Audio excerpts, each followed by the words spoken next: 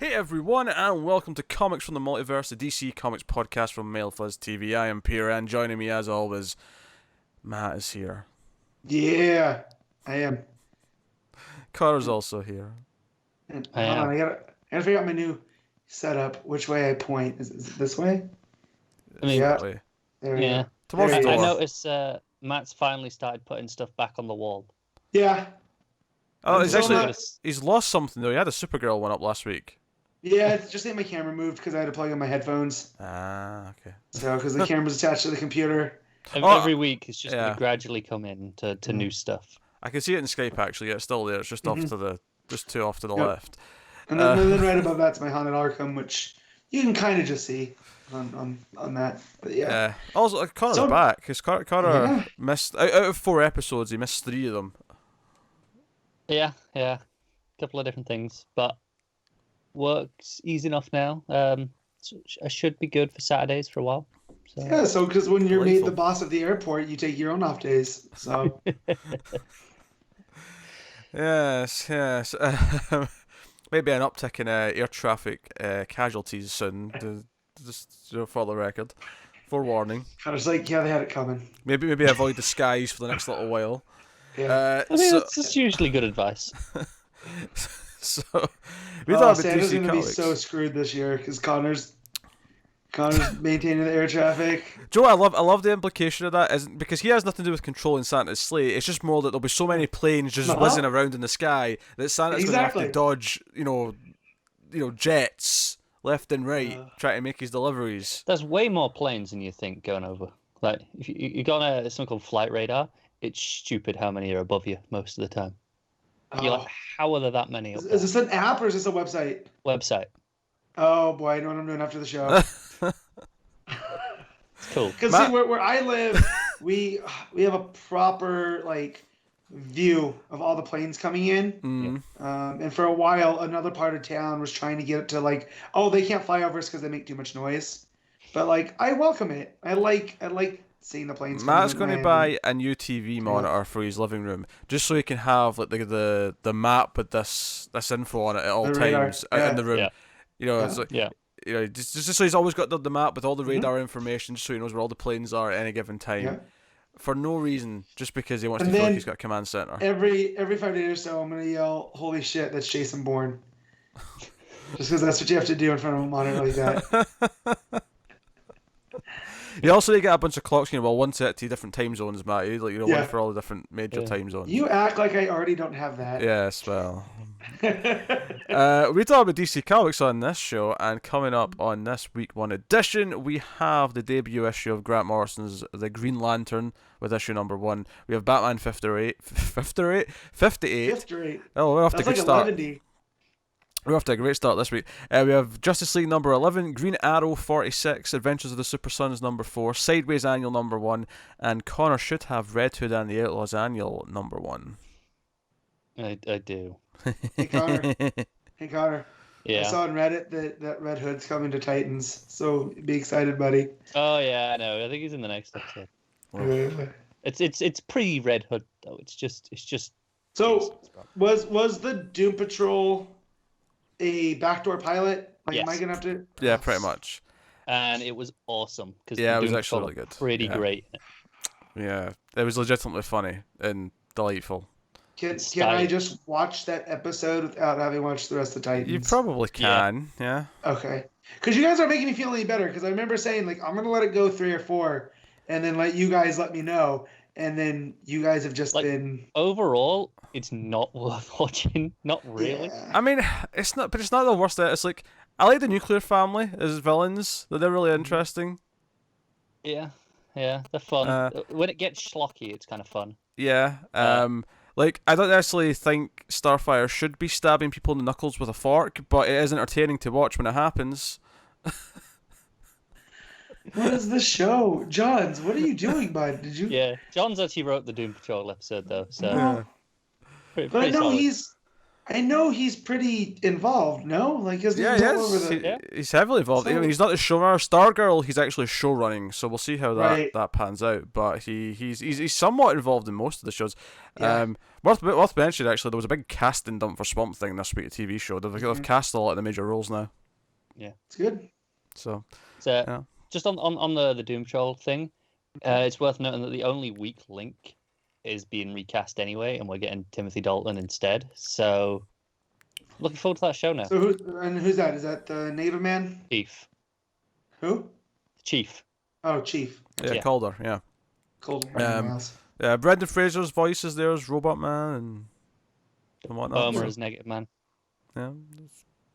It was an enjoyable episode. I mean, hey, it's on an upward trend. Which I'll check out a Doom Patrol show as long as it's not the Gerard Way version that broke my brain. Like if it's classic, if it's classic version, then which it's Sean, so it probably will be. Then it's exciting. Yeah. So TV show things happening.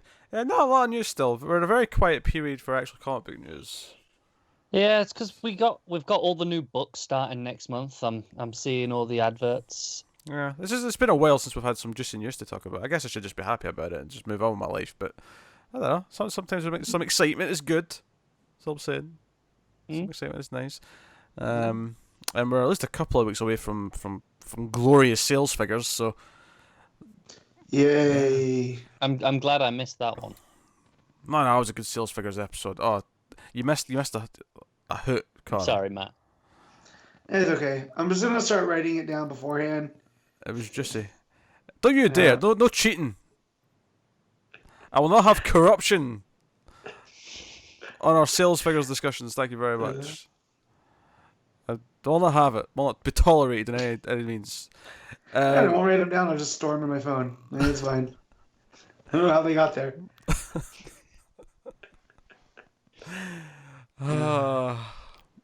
There will be justice. That's all I'm saying. There'll be justice. You know what's gonna happen is I'm actually gonna nail like the first 3 in a row. He's gonna accuse me of cheating, but he should know I don't prepare for anything. Nah. Nah. You really don't. I read my books and I show up. That's about it. Sometimes not even that. Yeah, sometimes I forget, like Batgirl. Yeah. To be fair, I panicked for a second. Then I went, "Wait, was I meant to read Batgirl this week?" No. And then I was like, "No, okay, it's fine." Nah, no Batgirl. I'll tell you what I do want though. I feel like we're due a Bebo ongoing. I could be doing with that in my life. Once I'm almost caught up on Flash for this season. Once I do that, I'm gonna jump into Legends, starting with season 2. The best show. Actually, Matt, there was a Bebo reference on Supergirl this past episode. I know, and the only reason I know is because you pointed it out. Yeah. In the group, so. Also, we are been on top form. Yeah, we also got our first image of Superman and Lois Lane together. Ah, we did, yes. Yeah, very Superman 2. Very. She even looks a lot like Margot Kidder. More so than in the, when I looked up, like, oh, who is this actress? And you're like, oh, I can see a Lois in there. But, like, they're definitely going for Margot Kidder vibes. Which is good. Right with that. Yeah, I'm okay with that. That's fine. Do it. Do it. That's in like a month, that crossover, right? Yes. Yeah, it's like this because this year they're having their mid-season finales before they do the crossover, which is actually a good idea because it means they're not having to do this weird thing where they come back for one episode after it and then go on a break. So. Yep. So no, that's good. So early December's crossover time, and we got Psycho Pirate. We got probably Red Skies. There's a Monitor. There is, yeah. Yes. So there may or may not be a crisis. I'm leaning towards I'm wondering if this ends with a consolidation of Earths, and then Kara's just on their Earth. Oh, that'd be so weird if they actually go through with that. Yeah. Just imagining TV shows just merging their Earths together and be like, you know what? Now we're just all in the same world. Mm-hmm. Crisis the hell out of it. That'd be cool. Exactly. That's you don't say crisis and not mean it. You know what I mean? Like. Well, they've not said crisis yet. No, but come on, like they're whispering it. Just everyone's thinking it. Yeah. Yeah. There's just a voice in the distance. I can hear it calling out to me. It's whispering one single word. What is that word? Crisis. Yeah, definitely. If that really happened in real life, my anxiety would not be able to take it. Like, why is there a voice telling me crisis from the darkness? Oh, man. Ooh, it's a Babadook. Oh, jeez. Just funny, Matt. Actually, on television from the Multiverse this week, or DC TV show that me and Conrad do, for everyone who doesn't know what that is, we realised at the end of the episode, oh wait, this was episode 52. Shit, we did nothing for this. See, at least I admit that I don't prepare. No, it's just because we made such a big deal about it on this show when we hit 52. Yeah. That one was like, oh, it's 52, shit. I blame Peter. He's the one who keeps track of the numbers. I just show up. I know that.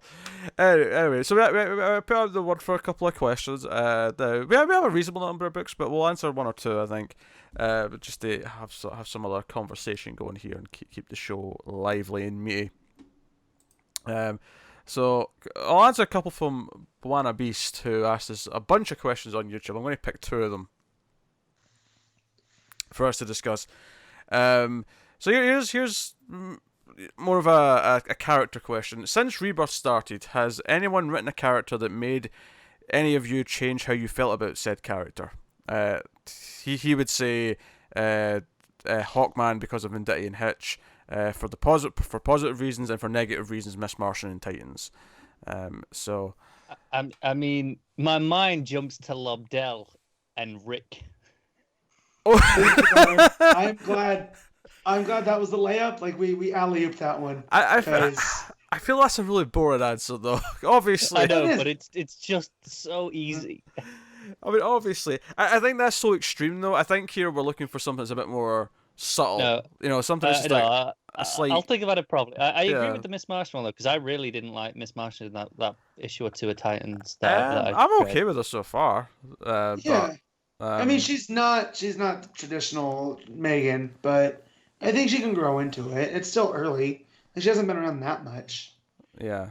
Oh, I mean, also at this point, I'm fairly used to the Young Justice version. I mean, in fact, my biggest complaint about season 2 of Young Justice, having finished it recently, is there was not enough of "Hello, Megan." There was not enough of that. Hello, Megan. In that season, so disappointing. Season 3 better bring the "Hello, Megans," or I'm going to riot.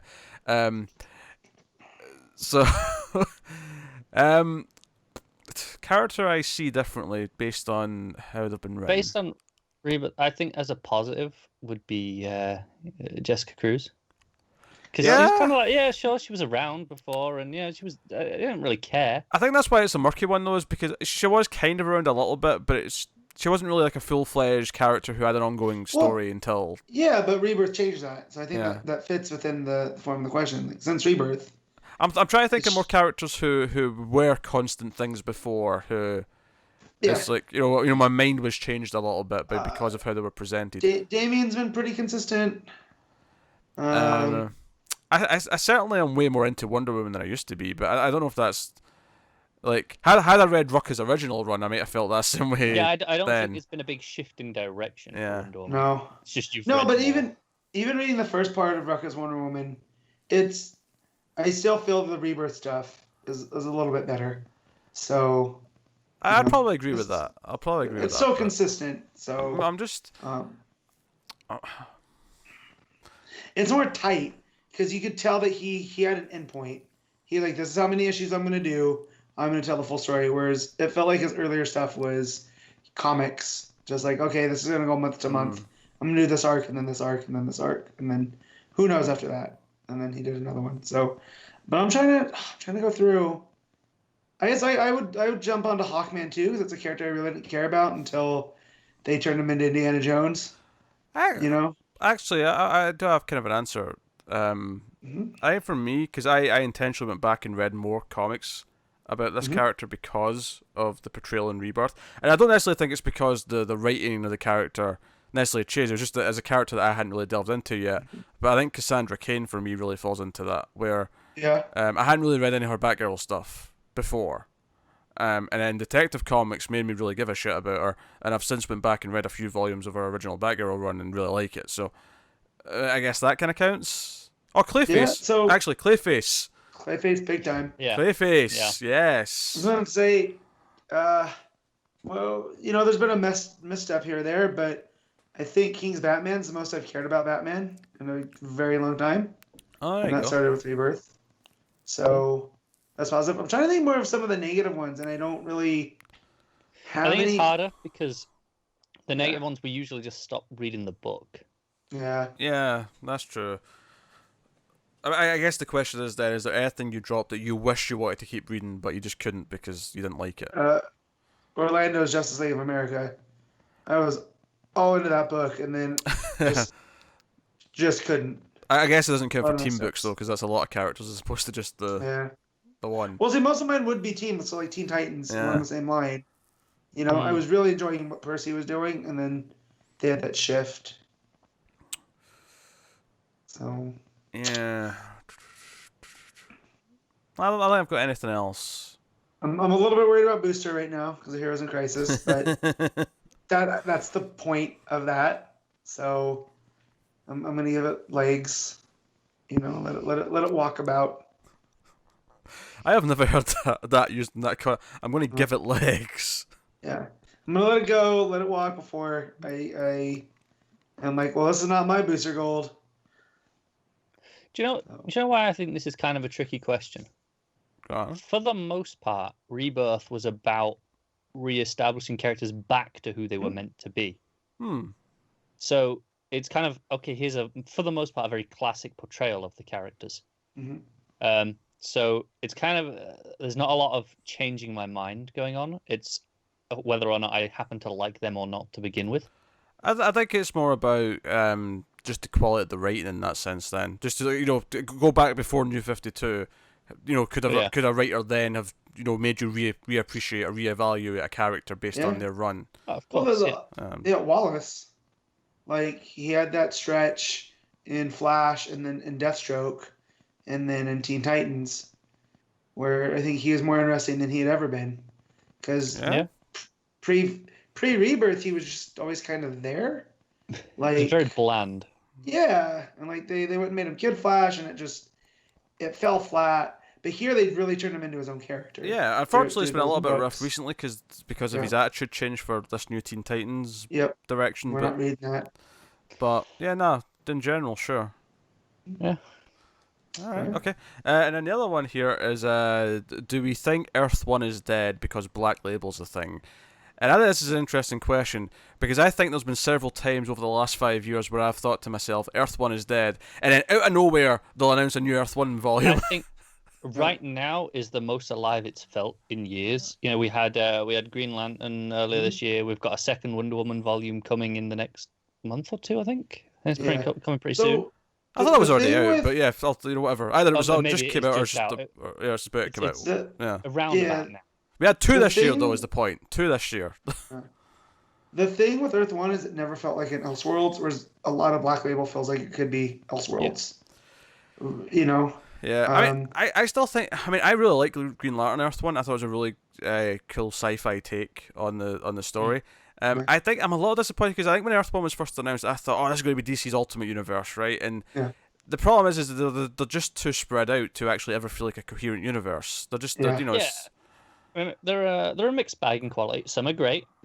We mentioned the Green Lantern, the first Batman volume. I've not read the second one yet, but the first one. I like the second one a lot. Yeah.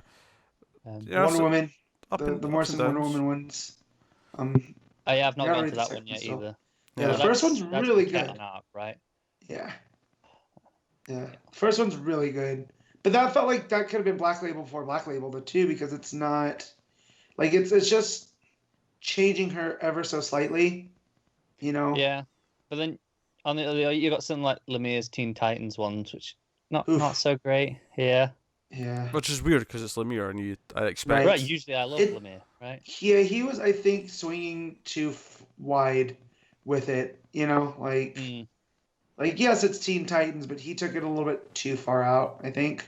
Which, that's fine. That's what it's there for, Yeah. That's what Elseworlds are for, really. It's just to try weird, bizarre things. And sometimes if something takes really well, they'll eventually incorporate it into the continuity. But, Yeah. So no, it's just I don't think it's dead. I think it's just in the same awkward, slow pace that it's been for a long time.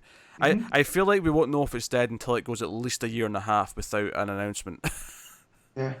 I mean, we do have Volume 3 of Batman coming out with we know we've got Jonathan that. Frank. Yeah. So is Manapul still working on that Aquaman one? I know that was a thing at one point. I don't even know. Who knows? Yeah.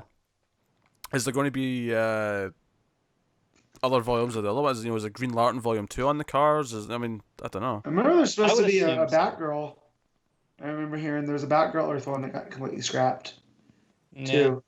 So it's I feel like we can have multiple. We can have Earth One and we can have Black Label. I feel like they scratch two different itches, and it seems like they're very close. But in my head, I can delineate. Like I wouldn't have ever called like White Knight an Earth One because it's not starting from scratch. It pays homage to so much other Batman stuff. Whereas Batman Earth One is almost like John's. Like if he had created Batman, this is what he would have done. Yeah, they did announce this week the full list of the books for the next year or so that are getting reprinted under the Black Label banner. A lot of things you'd expect. I think the first one that's coming out is maybe All Star Superman. But you got like Killing Joke, Watchmen's under there, all sorts of just the big staples. Yeah. No. So. I do need a new collection of All Star Superman because I never got the hardcover. I just have the loose issues, so I would like that. All right, and so we'll do one more question. Talking Superman on Twitter, friend of the show, and in this case that's actually true. On Screams After Midnight, Tim likes to say friend of the show whenever I mention any like director or actor, and I'm like, Tim, people are going to think we have connections. Stop it. Just because Tim thinks he's connected. No, that's such a Tim joke, though. Yeah. That is. And it's not even when it's like someone positive. Like, so we'll complain about like Eli Roth and Green Inferno being like the worst garbage ever, and he'll go Eli Roth, friend of the show, and I'm like, he most certainly is not. If he's aware of us, he is not a friend. Sworn enemy. You know what though? I feel like Eli Roth's the type that would be like, okay, you think my movie sucked? That's fair. Let's talk movies. Yeah, maybe. And now you're stuck with that guy that you're like at the party that you talk to for like 4 minutes, and now all he wants to do is talk with you the rest of the time. And you're like, oh, just go, man, please. Oh god. Anyway, so yes, at Talking Superman on Twitter asks for top 5 DC villains. Now we we did a top 10, right? Back at episode. We did this 52. No, not 52. I think it was 100. 100? Yeah, I think 52 was top 10 just heroes. Right. Okay. I think villains came later. But we can have a discussion about villains and favorite villains, and or maybe more specifically to make it more unique from the other list is what is tickling our fancy right now in villains.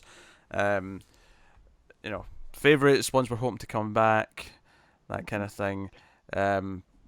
Does anyone measure up to Condiment King? Probably not, but it's always. Well, obviously one does.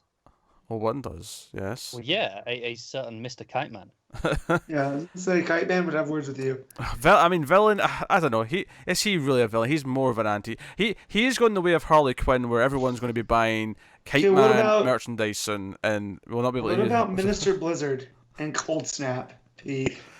Well, I can't turn down a Cold Snap opportunity. No, you can't. No, that's an old joke as well. That was like episode 20 or something of the show. So if you want to know the legend of Cold Snap, we can thank Hitch for that one. Yeah, I believe that the episode is titled "The Legend of Cold Snap" or something similar to that. Yeah. You can go back and see why we're making Cold Snap jokes. It's been a while. It's a deep cut. It's a deep cut on the show. So I'm liking what Snyder's doing with Lex Luthor and the whole Injustice stuff. Like that's. I feel like the board eyes are just like see the Legion of Doom. Yeah, they're the best. Those 5 or 6. Yeah. So that's pretty good. It's kind of true though, isn't it? It's kind of true. Yeah. Well, but then again, what Williamson's doing also over in Flash with the rogues and the different forces, and kind of redeeming a lot of these characters. Like, I feel like Trickster got redeemed with the Strength Force, and now, Heatwave with the Sage Force. Okay, here, out of interest here's what I'm going to do to get some perhaps different answers out of people for this. Is I'm going to name some heroes, and I want your second favourite villain of each hero. Not your first favourite, because they're obvious usually, or you've said them before. Because obviously it's Lex Luthor for Superman. I'd obviously say Joker for Batman. Connor might say, I don't know. Connor's got weird taste. I can't predict this. But second, I can't predict mine either. I was not prepared. But so, what's your second favourite Superman villain, Matt? Oh, it's gonna be Parasite. Okay, Parasite's dope. I was kind of expecting Zod, but I could see it. No, because Zod has to be used properly. I feel like everyone has a Parasite story that they could write, and I feel that's what makes him so cool, because he's so malleable. Whereas with Zod, you can get someone that's like, okay, well, this doesn't feel right. Like, there were some times that Venditti was writing Zod where you're just like, wow, this feels off from what we had with Jurgens. So, yeah. All right. Cara, what's your second favourite Green Lantern villain? It's kind of tough. This is where he says he only has one good one. That's what he's going to say. No, it's not that. But Matt's kind of getting there. A lot of the villains have kind of been redeemed in some way. The ones that are like Arclo, right? Yeah. 5 years ago would have been a contender. I thought even before his bromance with Guy, I thought Arclo was one of the coolest Yellow Lanterns, just because. Oh, hell yeah. Yeah, well, we all know that I like big monsters, So he was this big monster with teeth and fangs that would tear you apart. That was real cool. Yeah, no, he was always cool. Like the second in command, being running the show at times. He had a great presence, but now it's like, well, I can't really call him a villain anymore. No, he's earned respect. Yeah, it's disingenuous. Yeah. I'm gonna say the Guardians. I think they are. All right, okay. They are usually such a culprit of a villain. Cyborg Superman. Does he fit as Superman or Green Lantern? He can be either, really. I mean, he did nuke Coast City. I mean, if that doesn't count, I don't know what does. Huh? Yeah. No, I'm gonna go Guardians. Guardians. All right, that's an interesting one. That's like saying the system's like the biggest villain. When it comes to like someone trying to arrest someone or something like that. Yeah, but they're such douches like all the time. Oh sure. And they cause. I like the cycle that was like, oh, this is why we have the Guardians. Oh, the Guardians are bad. Get rid of the Guardians. Oh, something bad happens. We need the Guardians. This is why we have them, and it just recycles. It's true. Yeah. Right. Comics. All right, I'll try another one. Matt, what is your second favorite?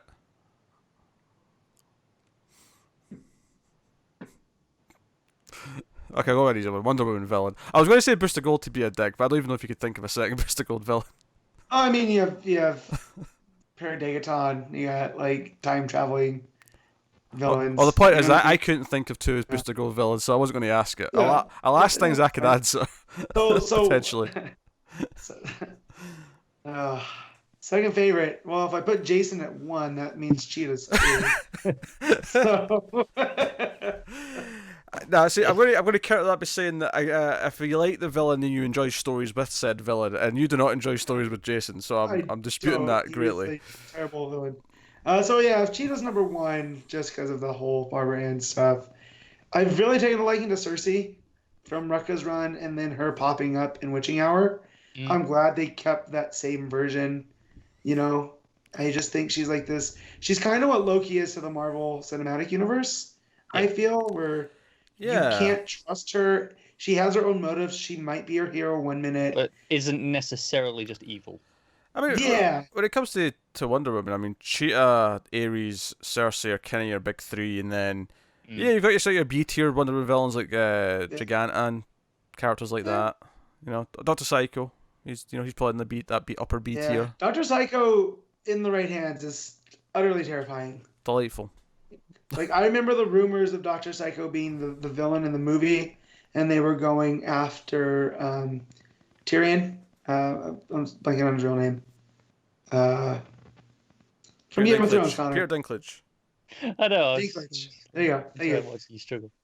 I do it with Pete sometimes as well. Yeah. I was like, come on, Connor, you know what I'm saying. And I think Dinklage could make Dr. Psycho just terrifying with the right writing. So, yeah. That's a Wonder Woman movie I'd like to see directed by David Lynch. Oh, no, thank you. But Dr. Psycho's the villain? No. You'd like to see directed by David Lynch. Yes. No, I feel like there's a villain for each character where David Lynch would be the perfect one to direct that movie. All right, so who is he for Superman? Oh, Mistleplex. Good luck? Mixie, yeah. Easy. Okay. That is an easy one. Scarecrow for Batman. Okay. Flash. No, Batman is Mad Hatter. Oh, yeah, I can see Mad Hatter, yeah. Well, he's got a few crazy villains like that that could apply. Flash... Oh, I feel like Mirror Master, because he could do something with all these mirror worlds and reflections. You know, you could okay. echoes of that's I'm gonna gonna be do more the deeper. Spielberg ones now, like who's big actiony. The generic ones is the Spielberg. Well, not even generic, but like, what does Spielberg's Superman movie look like? Oh, I feel like Spielberg just goes traditional and has Lex. I don't really see him necessarily having any cool picks. Yeah, but I could see him having Lex be the puppet master, like they tried to do and failed utterly in BVS. Yeah, because when you think of Doomsday, you think of him being puppeteered by Lex Luthor. Yeah, good lord. God, I hate that movie. That's a cute. Second favorite Batman villain. Second favorite Batman villain. Do you know, someone asked me on Twitter for a top 5 Batman villains recently. I wish I could remember what I wrote, because it would be an easy answer. Who did I have on there? Oh, no, I think my second favourite was James Gordon Jr. I think that's what I put. He was 2 or 3, for sure. Fair enough. I had Bane on there, and I had Mr. Freeze on there. Yeah. And I think Scarecrow was 5th. Yeah, I think that was. I think Joker barely cracks the 5. He might be 5 for mine. Yeah, Joker's such a boring answer, but he, when he's handled right, there's just nothing else. Yeah, like it. I mean, I feel Matt's number 1 is Ivy.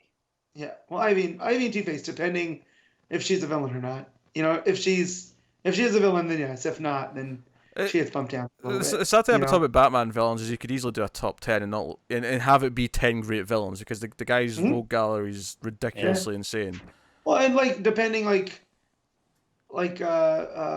Batgirl's ventriloquist when Simone was writing. That was a great concept. I feel like she didn't execute. But that was a nice twist on ventriloquist. You know, so you can do different things too with each of these villains. And my favorite Superman villain, I think, is Brainiac, which I know we're doing second favorites, but I feel like as much as Brainiac's not a weird answer, it's less common than Lex Luthor, so I'll mention it. Yeah, that would have been my second favorite. Yeah, Brainiac. No, Brainiac's cool. I like Parasite because he's a physical threat. Superman doesn't get too many physical threat villains, right? Because he's the biggest. Not long-term ones. No. Yeah. Well, that's why.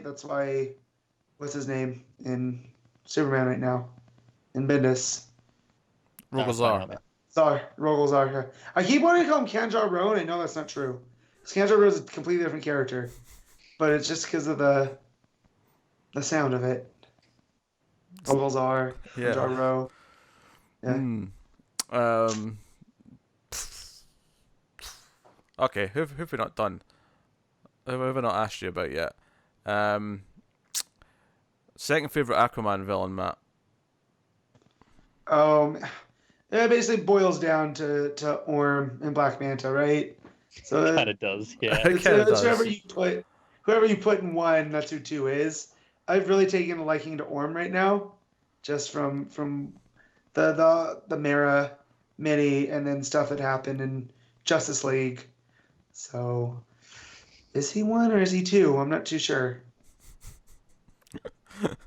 There's a joke about going to the toilet here, waiting to be made, but I shall refrain from such juvenile antics. We're not that petty, are we? Cyborg. What? Name one cyborg villain. Writers. The writers.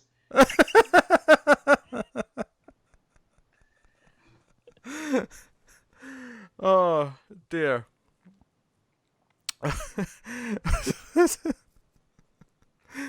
That one. Oh, you did. No, he did. I don't know, because there's all these pits of other villains you could go down. Like the JSA has tons of villains you could be name dropping for favourites. Yeah, we'd be here all day though. Yeah, we would be here all day, but there's some great ones in there. I'm just trying to get the cold villains together on one. Okay, Mr. Freeze, Captain Cold, Minister Blizzard, Cold Snap, Icicle, Icicle Junior, Killer Frost. Killer Frost, yeah. Frost. Yeah. Although she's kind of an anti-hero now, but yeah, this. Well, I won't stick. What's that? We're at seven Frost villains. Huh? Yeah. That's a league. That's like a freezing league or something. Like.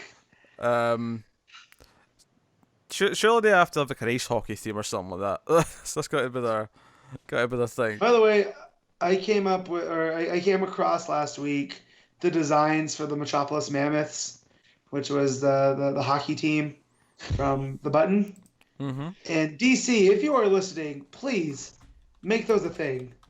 Like, I would love like superhero themed hockey jerseys, but like you want the merch. You want to give them the money. Yeah, yep, I do.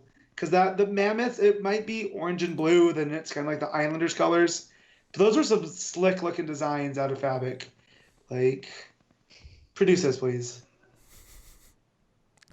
So who's not been mentioned that it should be mentioned? Right, so Reverse Flash should be mentioned. Black Adam should absolutely be mentioned. In terms of great villains. Yeah. Huh? Maxwell Lord? Anyone? Nah, I'm not a big fan of his. I don't feel like Maxwell It's Lord. alright. I mean, I wouldn't put him on a best of list though. That's fair. No, because he's had two stories really where he was the villain. He had Sacrifice and then the Justice League versus the Suicide Squad. Other than that, where's he really been? So hard to please. Do you know, it's funny because there's some villains where I like the stories associated with them, but I'm not actually that into the villain themselves. Like you know, Black Hand from Blackest Night. Like, I don't really care about him himself that much, but I really like the story revolving around him. Yeah, but I think that was the point of that, was he was this jokey villain that Johns made the gateway to death, and that was metal as hell. And then we'll never see him again. We did see him again, though. And John's 52 stuff in Green Lantern.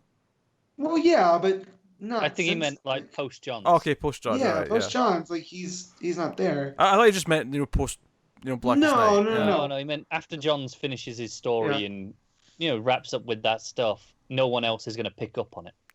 Actually, Joe, who's low-key really good, Hugo Strange. Yeah. I mean, Hugo Strange is well handled. There's some good Hugo Strange stuff. I do like Hugo Strange a lot. Do you know what? I'm scanning a list for names that we've not mentioned, right? And one of them just says Carol Ferris, and I know technically she has been villainous in the past, but it feels like a bit of a stretch. Yeah, but not really much. Not anymore. Yeah. Do you know, we've never considered this for the cold team, right? But I mean, you could put Weather Wizard on there because he can go cold. Yeah, no, he's got too much versatility. He can be like the neutral bridge. He can be like the call-in help, if they need that other member. Oh yeah, so like, but you could because him with Captain Cold, he could maybe be an honorary guest. Yes, there you go. Honorary guest. Hey Martin, we need some cover. Lay down some fog, and they just come in. No, he's not allowed to do fog. He has to do a blizzard.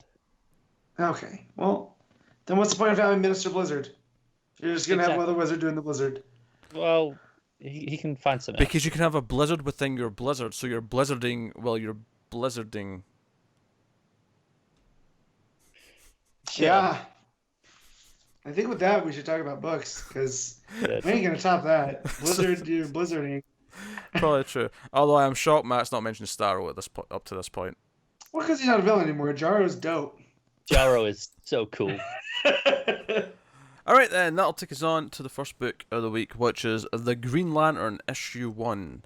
Grant Morrison and his return to DC. Although amusingly, he also guest wrote on another book this week as well. Yeah, that was evident. Even if his name didn't show up, I would have known. More on that later. Don't sell your future opinions, Matt. So Grant Morrison, Liam Sharp on the art, of course. So yeah, I think we're all curious about what this was going to be, how it was going to feel. A little obtuse at the very least, because that's just what Grant Morrison is like, and it did not disappoint in that regard. You either like that or you hate it. I go back and forth depending on what's happening. Yeah. My favorite Morrison is the stuff that's not overly trippy.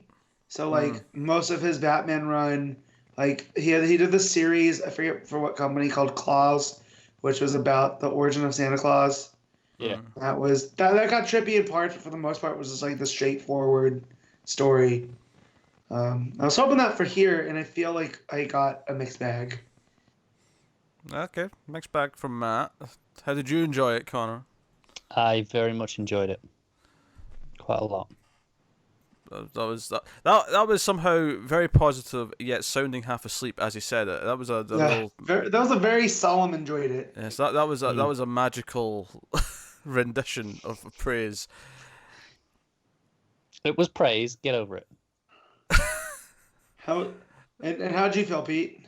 I liked it. I especially liked it more once it got going. I thought the first chunk was maybe its roughest section. I agree with that. Where I got what it was doing for the most part, but it was jumping around so many aliens that there was times when I genuinely thought I was looking at the character from like the previous page, and I wasn't. I was looking at a new character in a new scene, and I was like, oh, all right, okay, right. I just have to think about that again a bit more. Yeah, Grant really threw you into the thick of it in the beginning. Don't get me wrong. I've seen people say this, so I'm sure it's true. But I would have assumed anyway that every single alien species in these first few pages are all based on history. Like I have no doubt that Grant Morrison went through decades of Green Lantern and DC material and picked, because that's what Grant Morrison does. That's what he does. Yeah. I fully expect that. Well, the whole Seven Soldiers series, because I was talking to my friend Jared about this, that we want to read it, but it's 7 issues of 7 series, and he pulled from all over the DC history to pull from them, and it's like that's a lot. By the end of that, that's like what, 49 issues plus the Cap issues. So you're probably, knowing him, you're probably at 52. Like, when it's all said and done. Nice round number. Yeah. So like, it's a big undertaking, but when it's something like that, and a mind like Morrison's, you kind of just get in and hold on. And that's what I'm doing right now, because I don't think I really enjoyed this issue, but I'm also not going to not read the next one. You know what I mean? Like, it's funny because I feel like the opening feels more complex than it actually is, because when you actually boil it down, all that's really happening it's a heist. It's the start of a cop story. It's the villains have stolen something. We don't know what it is. It's kind of mysterious. They're on the run, and of course they eventually get to crash landing on Earth, which is where Hal ends up running into them. But the way it cuts to him, where he's just going about his daily business, is whatever. Wasn't he still with Carol at the end of the last time we saw him in a relationship? Last I remember. Yeah. I'm trying to remember, because obviously that relationship was not a big factor of Hal and pals. Yeah. No, but there was that image at one point where him and Carol embraced each other. Yeah. What was the last thing that happened with him in Green Lanterns? Because obviously he was taking his little break, and then he came back and helped him out. Yep. We got the move back to New Oa. Mm-hmm. And then I just don't understand. Hal, nothing really happened with Hal at the end of that, did it? No, not really. There was no setup. His ring, because it was different, doesn't need to be charged like the rest of them. Remember, because that's where the corruption comes from Cyborg Superman. Yeah. So. Yeah, well, I think it still needed to be charged, but it wasn't charged with anything connected to their central battery. Right. Well, even his, though, from what I understand from Venditti's, because he forged his own ring, like it has different rules. It does, than the other ones. It needs to be charged. So it doesn't have to be like charged as much. Yeah. Well, it's because who knows how much time has gone on in between this now. Sure. Yeah. Like, we know that they've moved to New Oa, from Mogo. Yeah, and we know that he's on leave. Yeah, that wasn't at the end of the last stuff, was it? No. Yeah, it was. The Green Lanterns. Were they're moving to New Oa? No, with Hal on forced leave. Yeah, we're just learning about that now. Yeah, New Oa was set up. New Oa was, yeah. So it was funny because this woman shows up as if they're in like a regular relationship, Long-term. and I'm like, man, Carl looks different. And then the next page is like, hey Eve, and I'm like, oh okay, it's Eve. Well, then I even thought it might be Cowgirl from I thought that as well from early John. I was like, okay, cool, and then someone completely different, and I was like, oh, okay, well this is weird. Yeah, time has passed. Yeah, but we were talking about in the section before about Earth Ones. This felt like this could have been an Earth One, like because it's familiar enough to Green Lanterns while also being uniquely its own thing.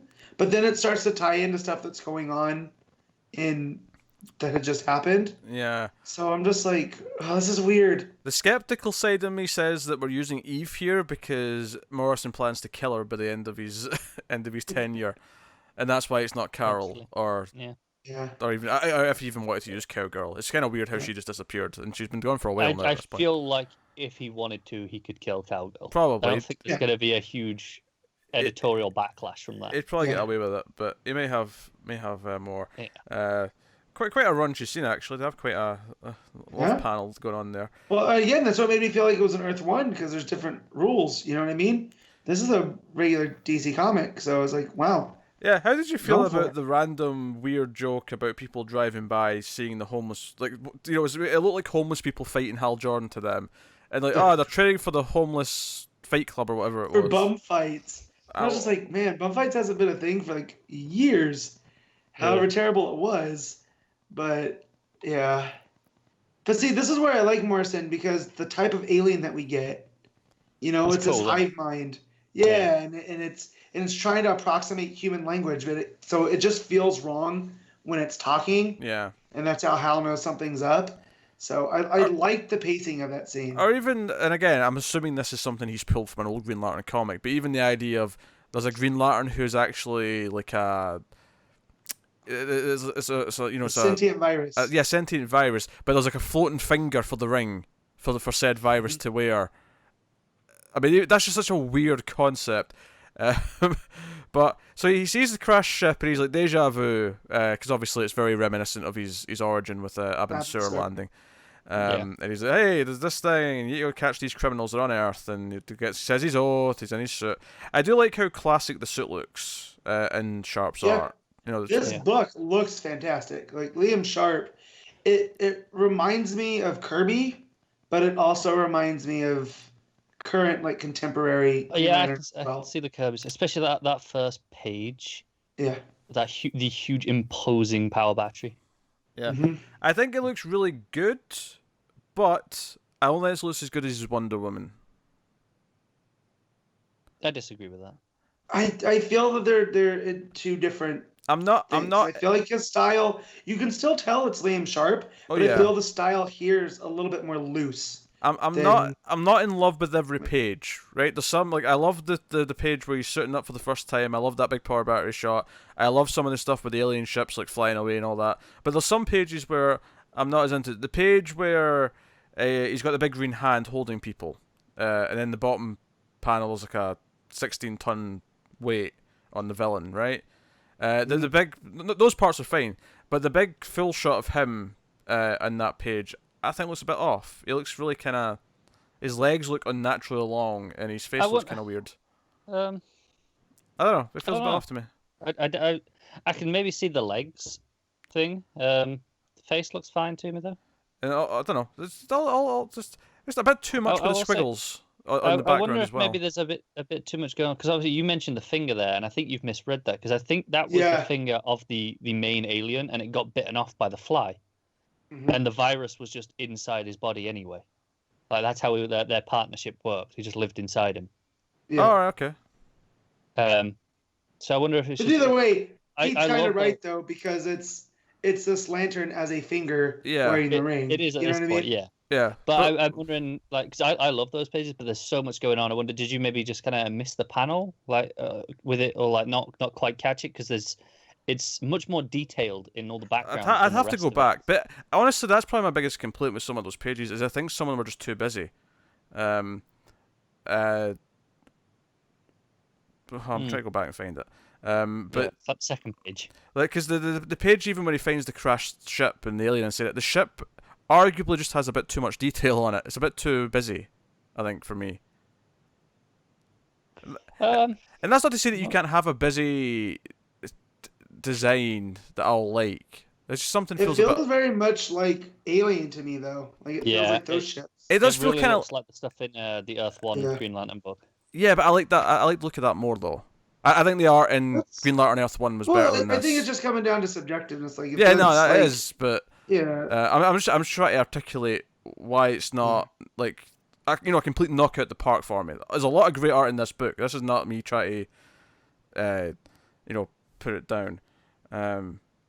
But yeah, it's very busy. Like, it's the second page actually. I'd say the second page is too busy. There's far too much going on in the background. See, I'm really into it. It makes it feel like this chaotic fight. Everything's going on. It's all this alien world. I think for me, I think the art has to be done in such a way that it draws me to the main part of it, where if you feel like there's a lot going on, but your eye still finds, it still is attracted to the main focus of the panel, right, and what the main point of the panel is. But for this page, for example, I think my eye has to kind of adjust and sort of look for what the main thing is. Outside of the fact that the speech bubbles coming from the main character, but you know what I mean? Like it's a bit cluttered. Like I wonder if maybe just different. There is slightly different colouring in the background compared to the forefront characters, but I'm wondering if maybe just making that a bit more extreme would have helped. Maybe, yeah. Kind of thing. Like I say, I don't want to sound super negative on it because there's a lot of great art in this book. I just think there's some pages that are a little bit too overstuffed, and the page I was talking about before with the squiggles, I just think there's too many squiggles behind Hal. It feels just a bit overdone. Okay. Yeah. It reminded me of his Wonder Woman stuff, just because there was always something on like that first issue with all the vines and whatnot, where there was Katega, and all that. Yeah. And I feel that's just his style. And then you think about all the Celtic knots and whatnot in the Batman Wonder Woman team up. Yeah, I love the way he plays with some of the like the first page with just the split corners.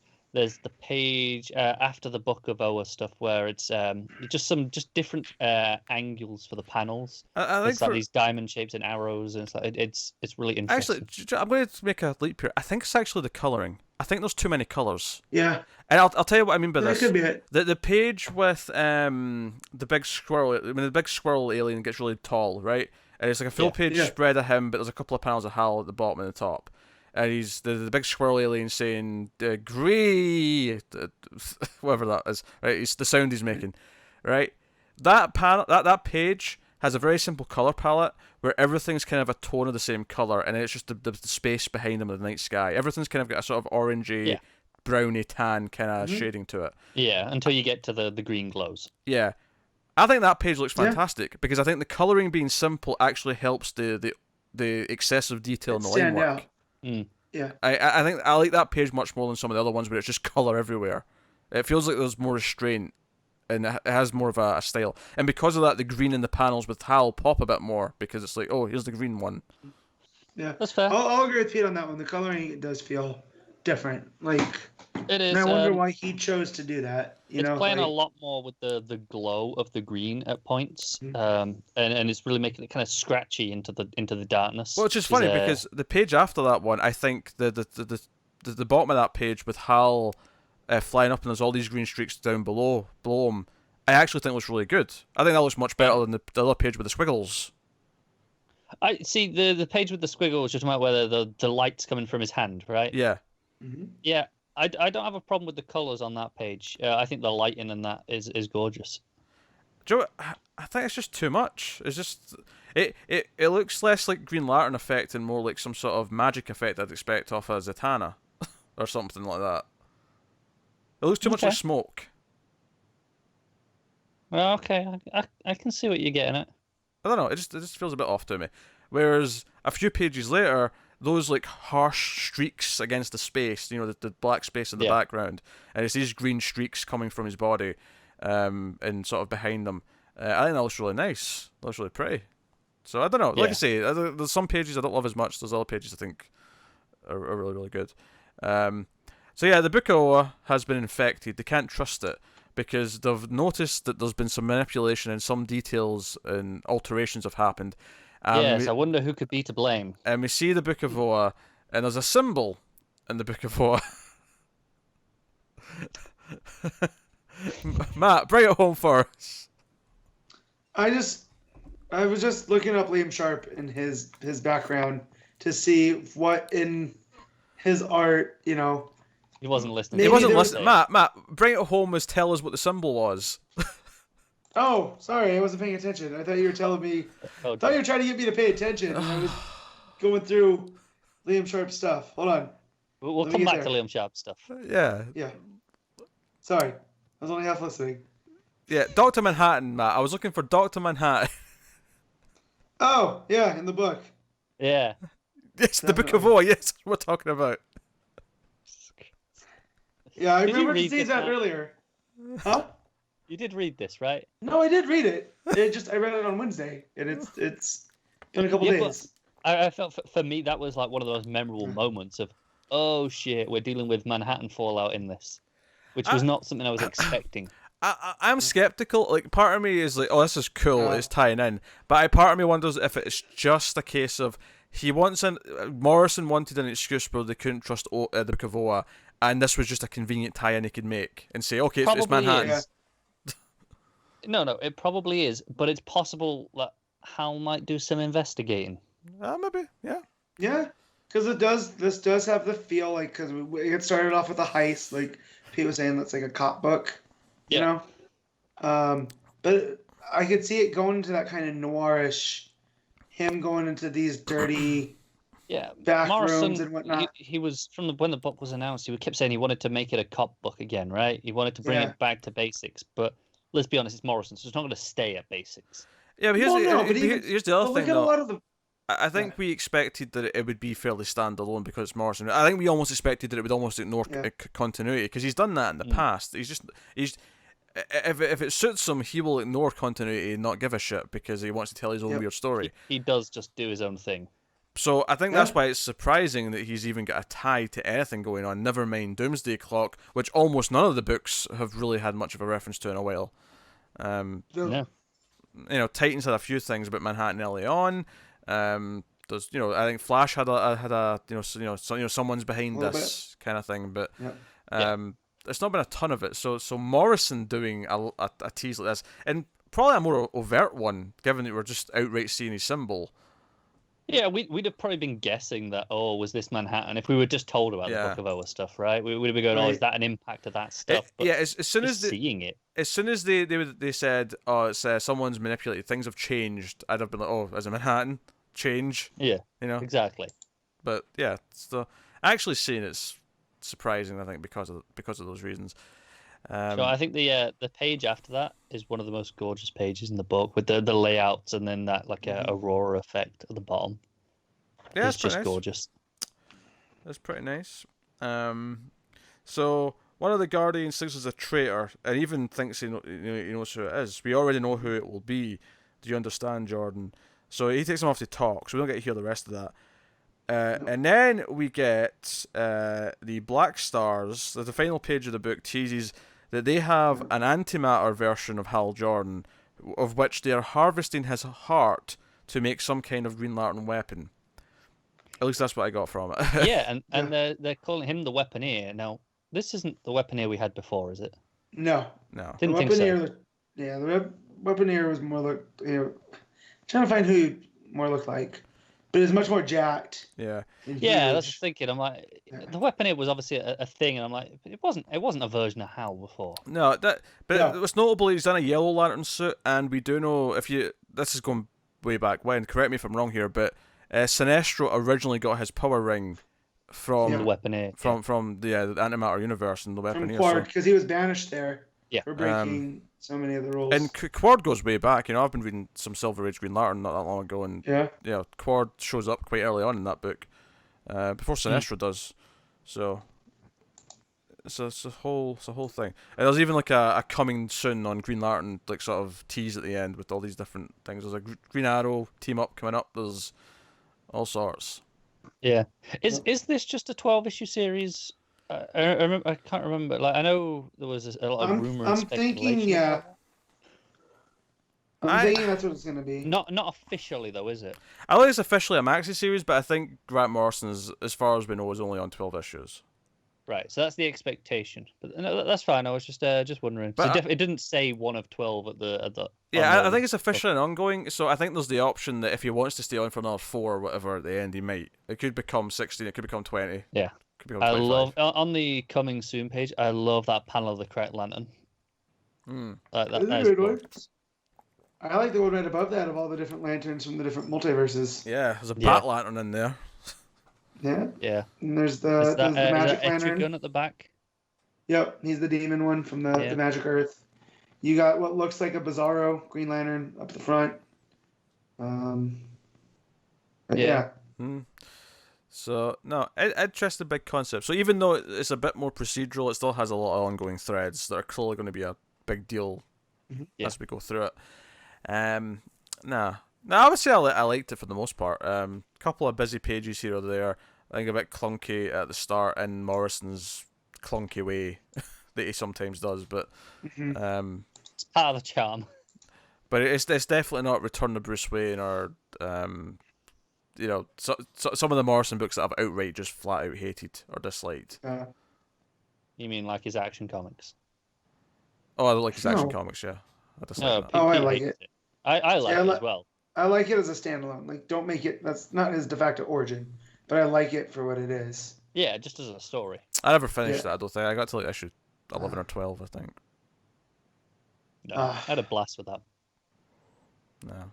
Super Doom. I just remember that being a chore to read at the time. Maybe I'd appreciate it more now, but I just. Well, if you know where it's going, you can pick up on the stuff there, and I just feel like it's a nice homage to Superman comics. Month to month, that was such a weird. Oh, yeah. Read. It didn't help that the regular Superman book was also shit at the time. That's true. Oh, yeah. I have support. It's better the second time through as well. Once you know what it's doing. Yeah. I enjoyed it the first time, but the second time, it's like, okay, now this is pretty great. Yeah. I just remember being annoyed at a lot of the changes. The landlady kind of filling in for the Kents and just other weird things. And yeah, but then again, once you realize it, like throughout the frame, this was meant to be like a standalone story that was his take on Golden Age Superman. Yeah.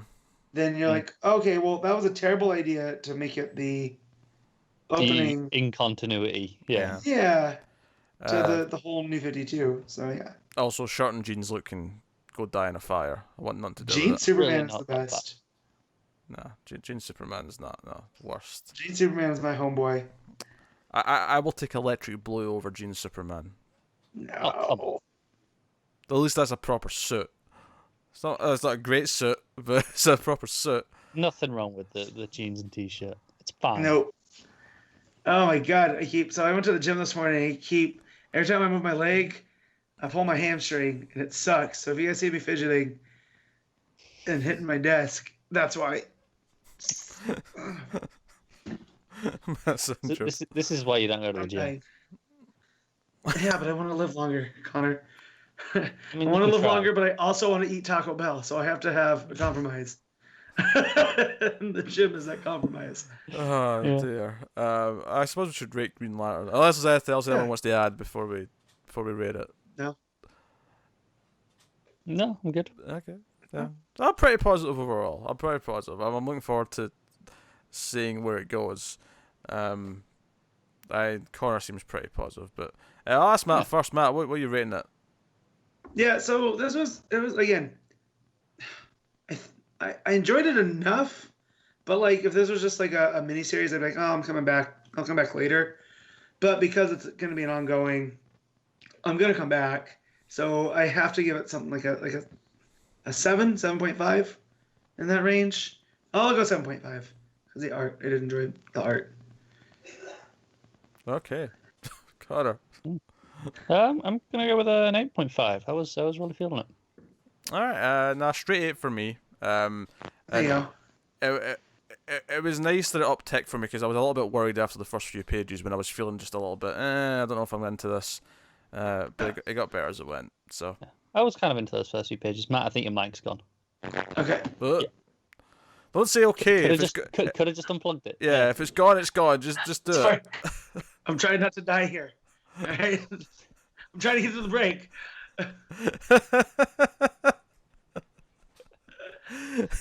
You can't die from a hamstring. It's fine. It feels like I can right now. All right. How long can we prolong this, Pete? I'll just get up at a certain point, Connor. So I mean, it's too late into the chunk to start a new book, but I mean, I feel like dragging this out, so Matt's in misery for a little bit.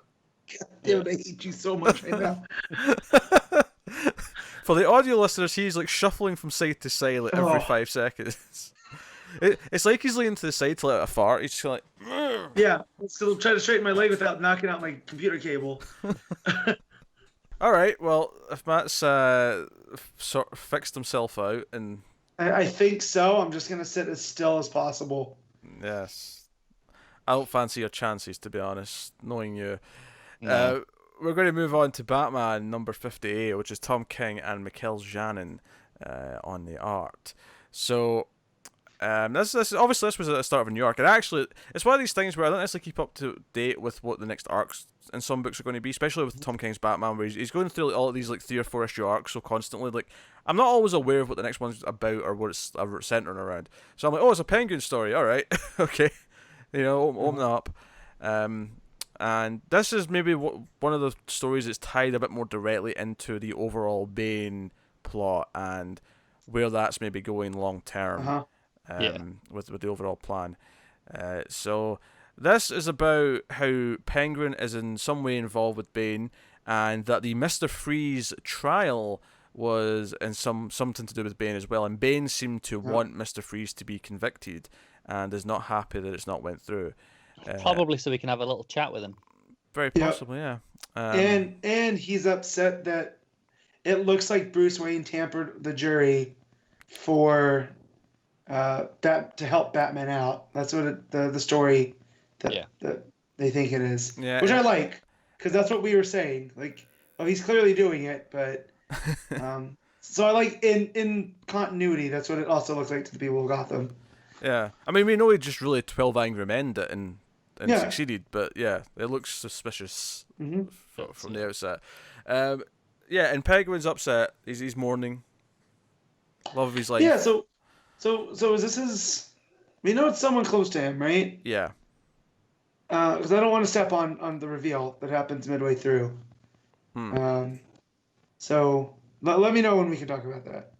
So we can talk spoilers about the book. We don't have like a spoiler-free section. No, I know, but so is this supposed to be his daughter? See, I don't know, because there was a reference to her father at one point, but the dates on the tombstones would kind of go, yeah, that sounds about right. Yeah, the dates in the tombstones made me think it was his daughter, but the way his guards were saying to Penguin, "Oh, she was one of a kind, boss," it really made me think, no, he just had a much younger wife. Much younger. Yeah, much younger. I mean, it could be, yeah. It was because I was thinking that it was daughter until it says oh, do you want to invite a family? Her father's been causing some trouble at the bar. Yeah. Yeah. Right, so he's not the father. Exactly. No. So, yeah, no, I think it's just a younger wife, I guess. Yeah. Which isn't that unheard of. So. No. I guess that's just the case.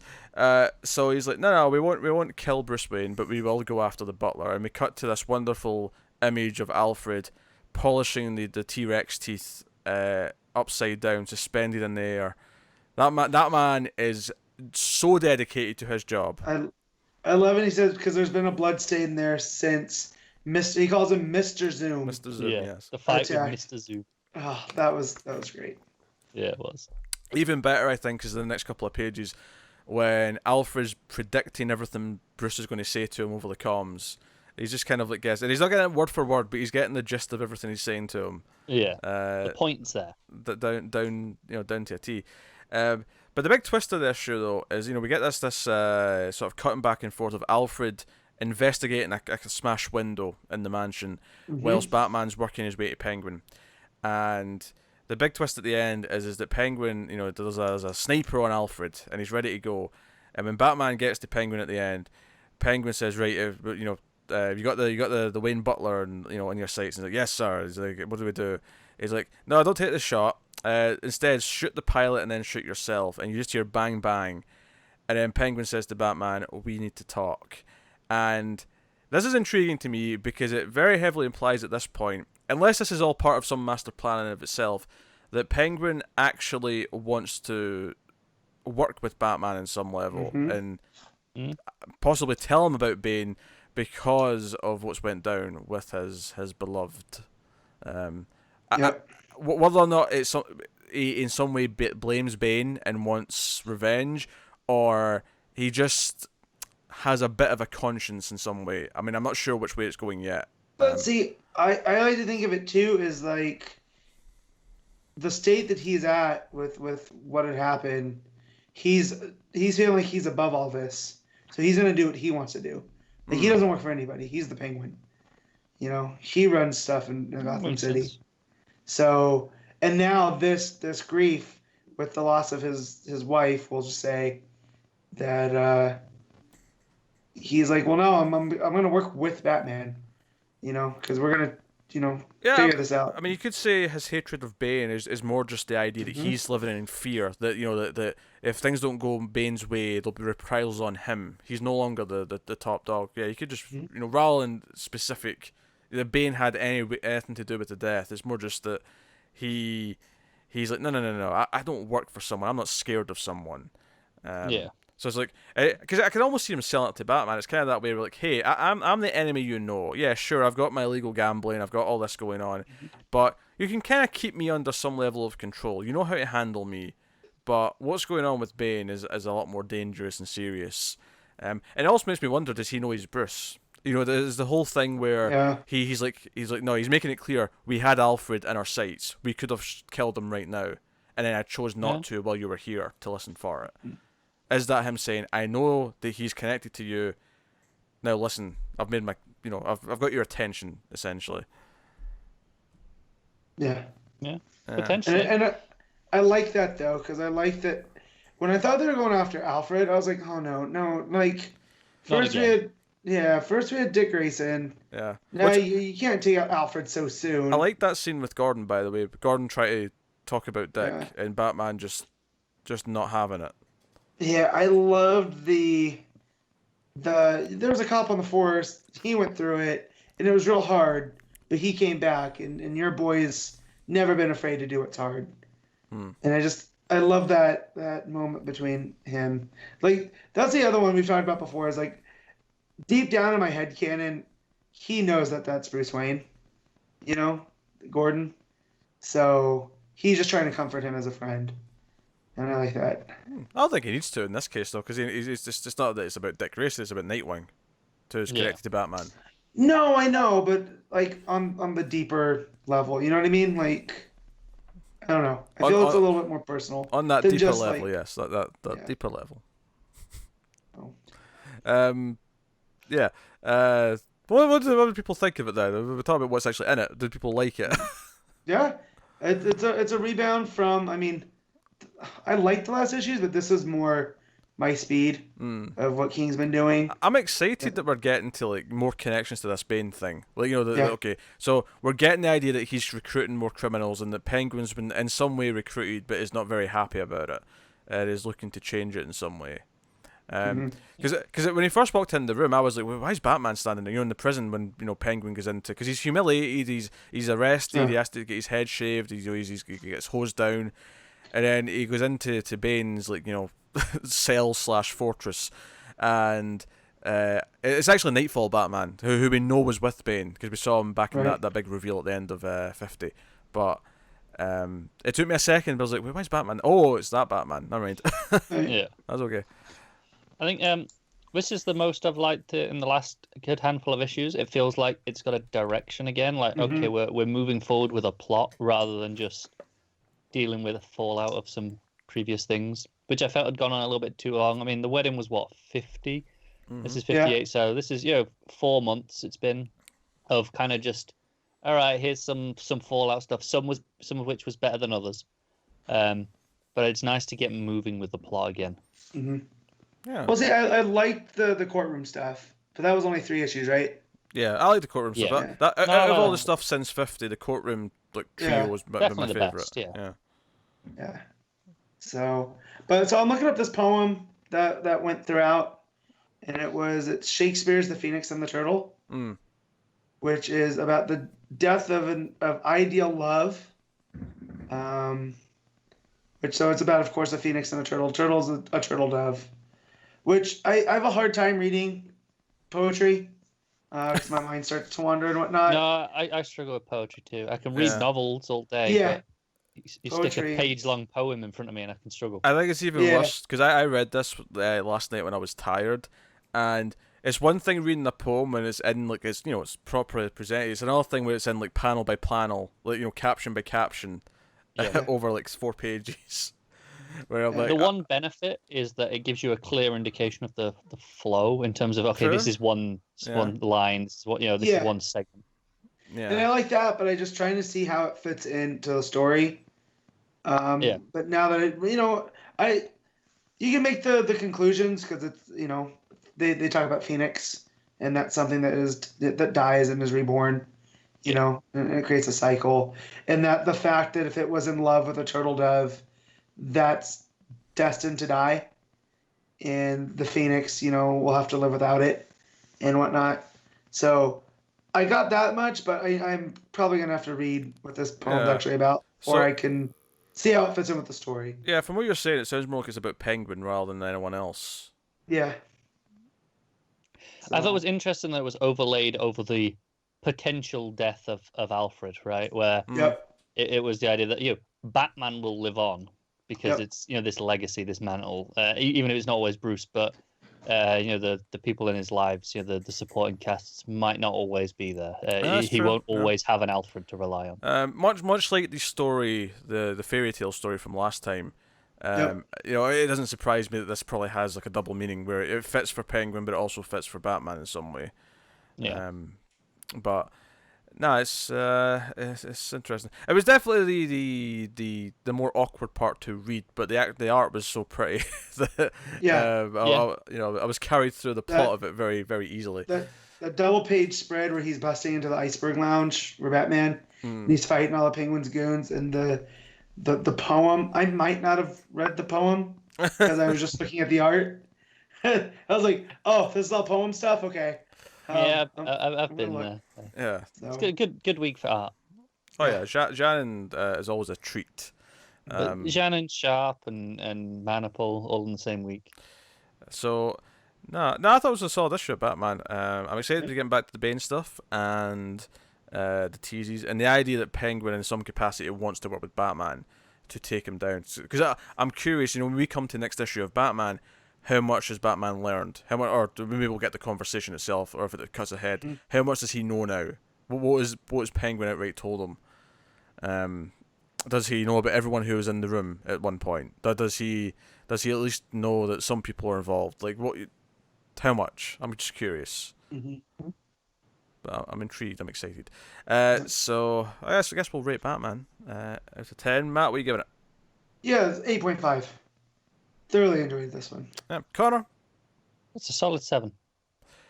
I'll go with 8.5. I'll agree with Matt. So, there you go. So that'll take us on to Justice League number 11. Scott Snyder writing, Francis Manapul on the art. This is the part 2 of Drowned Earth, and everything's chaos is going on. Flash and Superman are running throughout on top of the water. Superman riding on his cape as Flash pushes him on the cape, which I felt like the more natural thing was to have it behind him and pull it. But whatever, I won't argue. Yeah, Speed Force. I mean, yeah, don't have to explain shit, right? Yeah, Speed Force, bro. Explain shit. I'm digging the eye patch. Superman's eye patch. Again, don't know really where it came from, but I love it.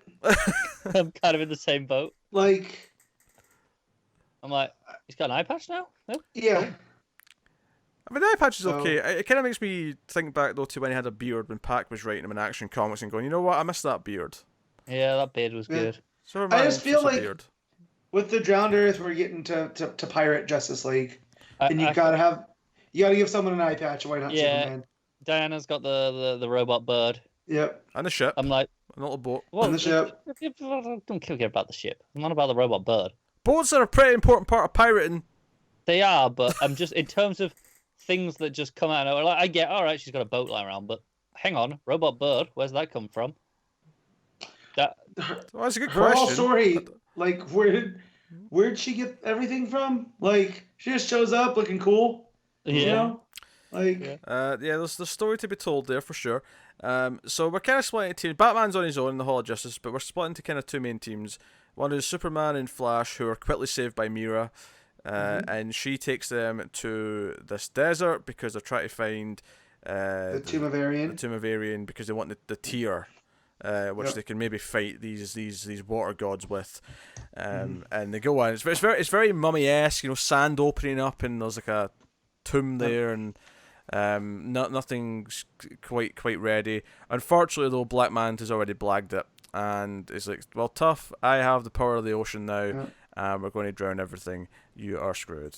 Is basically the gist of that side of the plot. Kind of is, yeah. But there's fun to be had there. I like the visuals a lot for sure. Especially see when the tomb opens up. That page particularly, I thought looked quite good. And then Aquaman is basically forced to walk the plank. He puts up a bit of a fight, but he gets tossed in anyway. Luckily, Wonder Woman shows up with a boat. It says, "Aquaman, I've got a boat. Let's go. Come chill with me. Let's go to the graveyard of the gods because we must find Poseidon and hopefully save the world." All this out. Yeah. Unfortunately, the twist here is that when they get to the graveyard of the gods, which by the way, one of the best pages is probably the entrance to said graveyard. Very pretty, very big, very epic. It felt like I don't know, something out of like Never-Ending Story or something like that, where they find the big gates or whatever. I know most people would go to Lord of the Rings. I'm not going to do that because screw that 12-hour Lord of the Rings bore fest, right? I liked on the Tomb of Arian stuff when they get there. I like though that you're talking about it's very mummy-esque. Yeah, it looks like there's pictographs of it looks like Arian defeating Adelan, who is the drowned king. Yeah. So I thought that was a nice pull. Because I feel this is replacing the Seven Seas story that we were supposed to be getting. Probably. You know? So... But the Drowned King looks like one of these dead sea gods that Poseidon had disposed of. So I wonder if that's going to play in. But yeah, there's a lot of cool adventure-y stuff going on. Yeah, they're even running from the three-headed tiger. The not Cerberus. Yes. It's not Cerberus, it's a Tigris. Unfortunately, though, the twist here is that Poseidon's like, I don't want to help you, and then impales Aquaman with his trident. Diana looks surprised, like, I've made a huge mistake. Did you what? Yeah, I'm feeling this is not as it seems. This is a whole, Aquaman, you got to be reborn to get your connection back, sort of thing. Yeah. Which makes sense because he's asking for his connection back to the ocean life so he can fight this. So does this are they raising him to godhood? Because we're in the graveyard of the gods, and they're fighting these other sea gods. I love how dark this issue is by the end because it really feels like everyone's screwed. This is like proper end of Act 2. Everyone is absolutely effed. Yeah. Like that's what the feeling is at the end of this issue. Yeah, and you have the floodwaters completely overtaking Earth, and Batman's still down in the... Yeah, it's like Waterworld. At one point, Superman says that he can't see land in the distance. There's just water everywhere. And he's in his full-body cast suit with holding on to Jaro for dear life. Who calls him Dad, by the way. Can we just point that out? Know. He calls Batman Dad. I just want to point that out. And then the cliffhanger, of course, is that the rest of the Legion of Doom, meaning Grodd, Sinestro, Lex, Cheetah, and Wonder, and Joker. That's the one I was looking for. Show up, and Batman's in a body cast. So obviously Batman in his body cast is going to beat all of them single-handedly because he's Batman. But we'll see how that goes. Jaro's going to save the day. Yep, Jaro's going to attach on to Grodd, and that's it. Yeah, I could see it. I could see it. Yeah. So no, it's what if Jaro replaces Dick? like he has a little Robin costume on by the end of this, and now it's his new favorite. I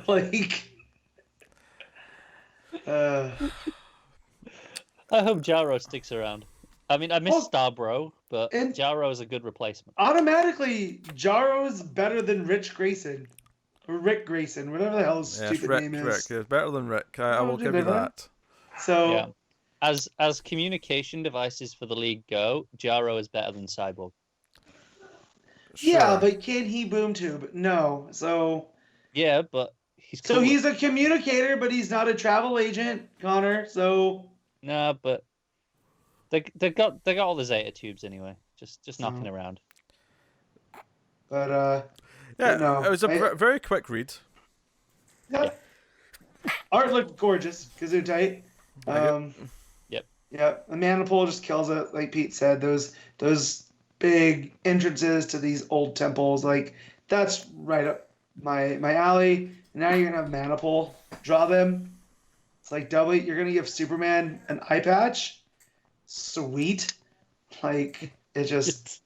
Also, there's nothing in the story. I don't unless I'm forgetting something from the last issue where he got water in his eye or whatever.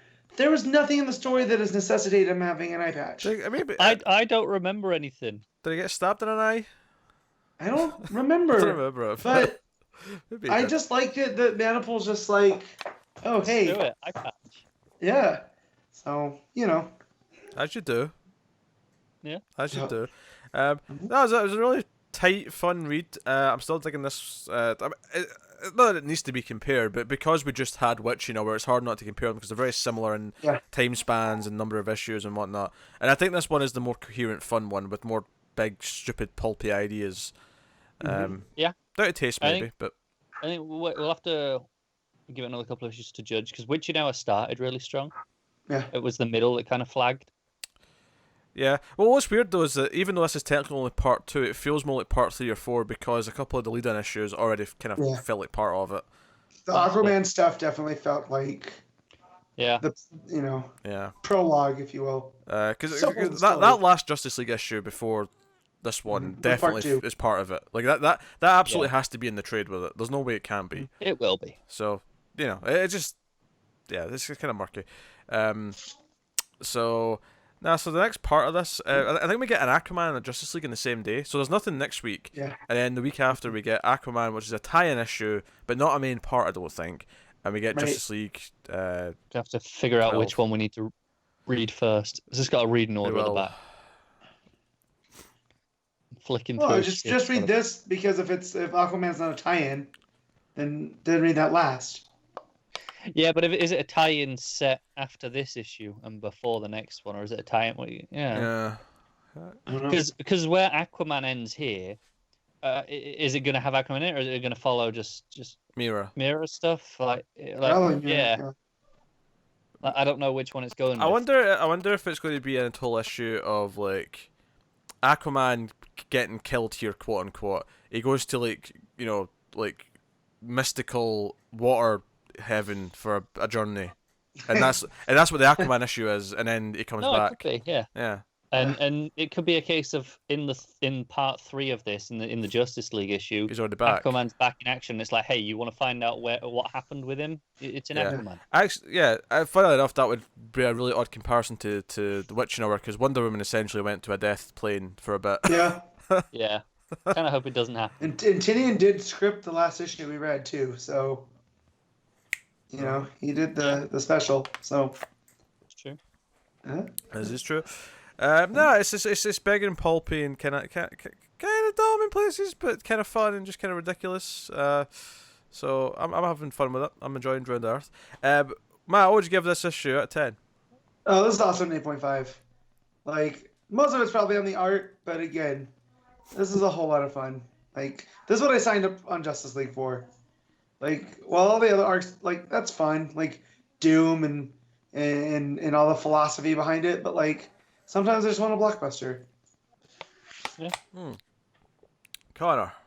I'll give it an 8. Yeah, I'll give it an 8. I think straight 8's what I'm going with. Really, really fun. As eloquent as I can put it. Next up, we'll move on to Green Arrow number 46. Julian Shawna Benson writing German Peralta on the art. So we're back to the Citizen story. So we took an issue off because we had to do the Roy funeral tie-in issue, which has such an awkward mention. Yeah. Well, I'm back from that funeral now, so I'll sort that out. I feel like Heroes in Crisis is really messing stuff up with Titans. Yeah. It was only 2 books, but Green Arrow at least feels like it did just interrupt the flow of the arc. Mm-hmm. Because I think this is a fine issue. There's nothing wrong with this issue. It's just happened to get pushed. We know the Bensons are leaving now. Yeah. So this issue felt to me like they were cleaning up some stuff. Like the arc was meant to go longer, but they decided to change some things here. No, I think they're still getting the full. I think they're not getting anything after that. Yeah, I think this arc was only meant to be 3 or 4 issues, so I think we're getting this full arc as it was intended. But then all the arcs afterwards are just not happening now. Yeah, because maybe the funeral issue just threw me off then. I think it really just ruins the flow.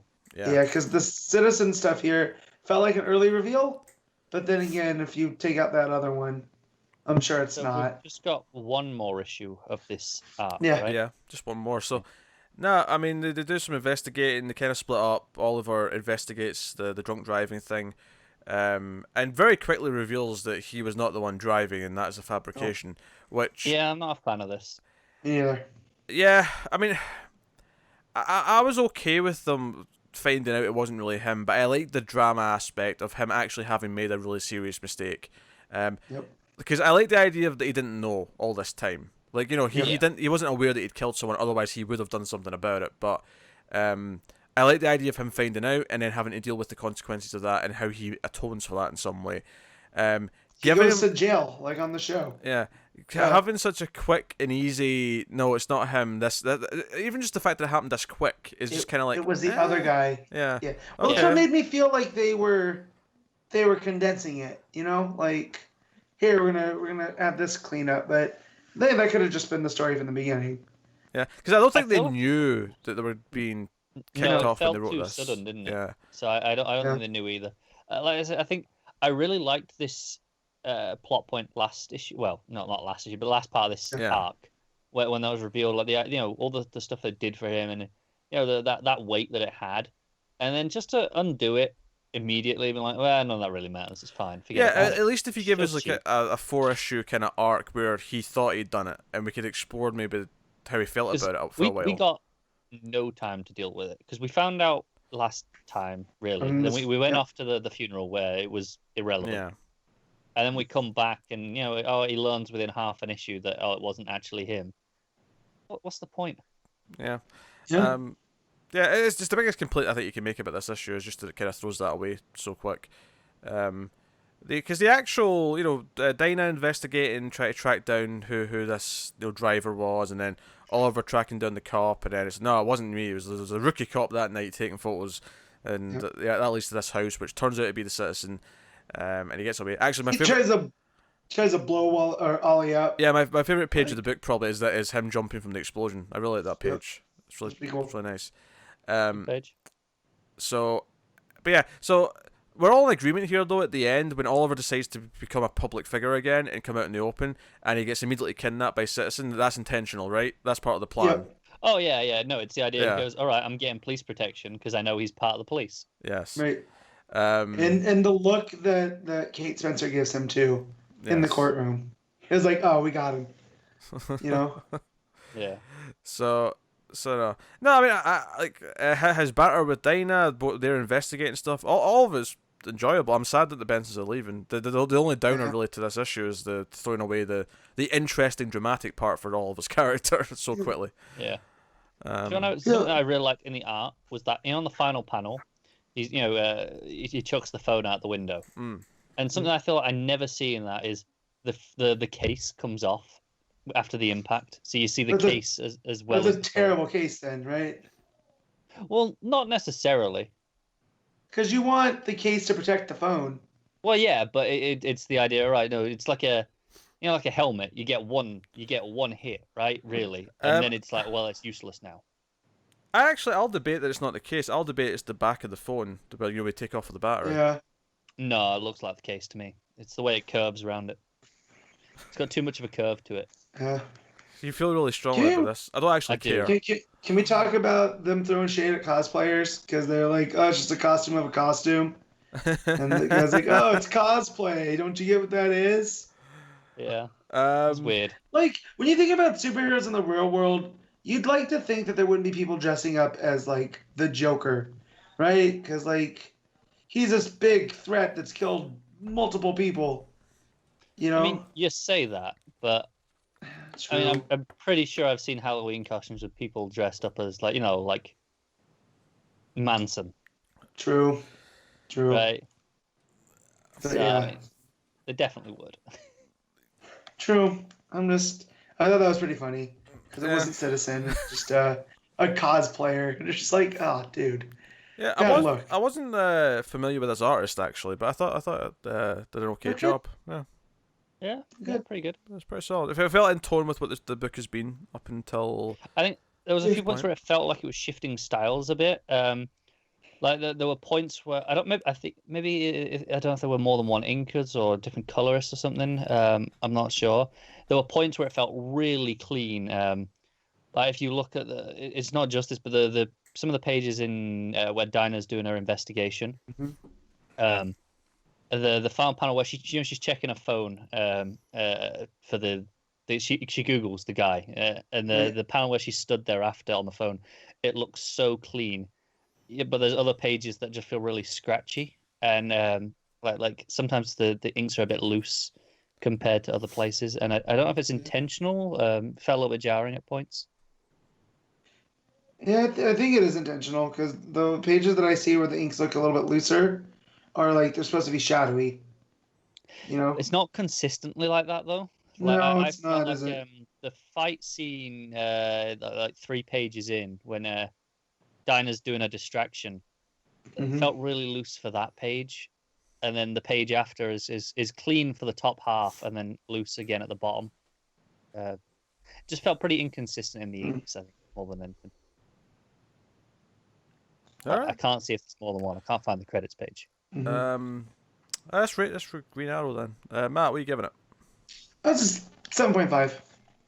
Connor? I'll give it 7.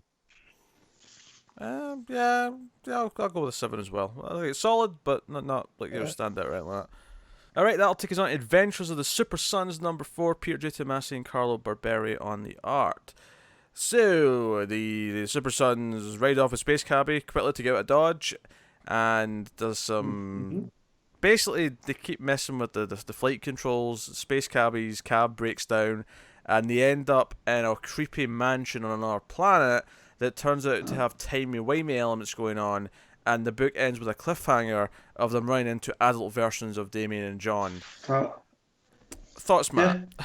Yeah. House of Secret Whispers, is that what it is? No, it was House of Secret Mysteries or something like that. There you go. There's House of Secrets, House of Mysteries, and now we've got the new one, right? Which is House of... Oh, God. No, but it's not one of them. It's not one of them, though. No, but I feel it was an amalgam of them.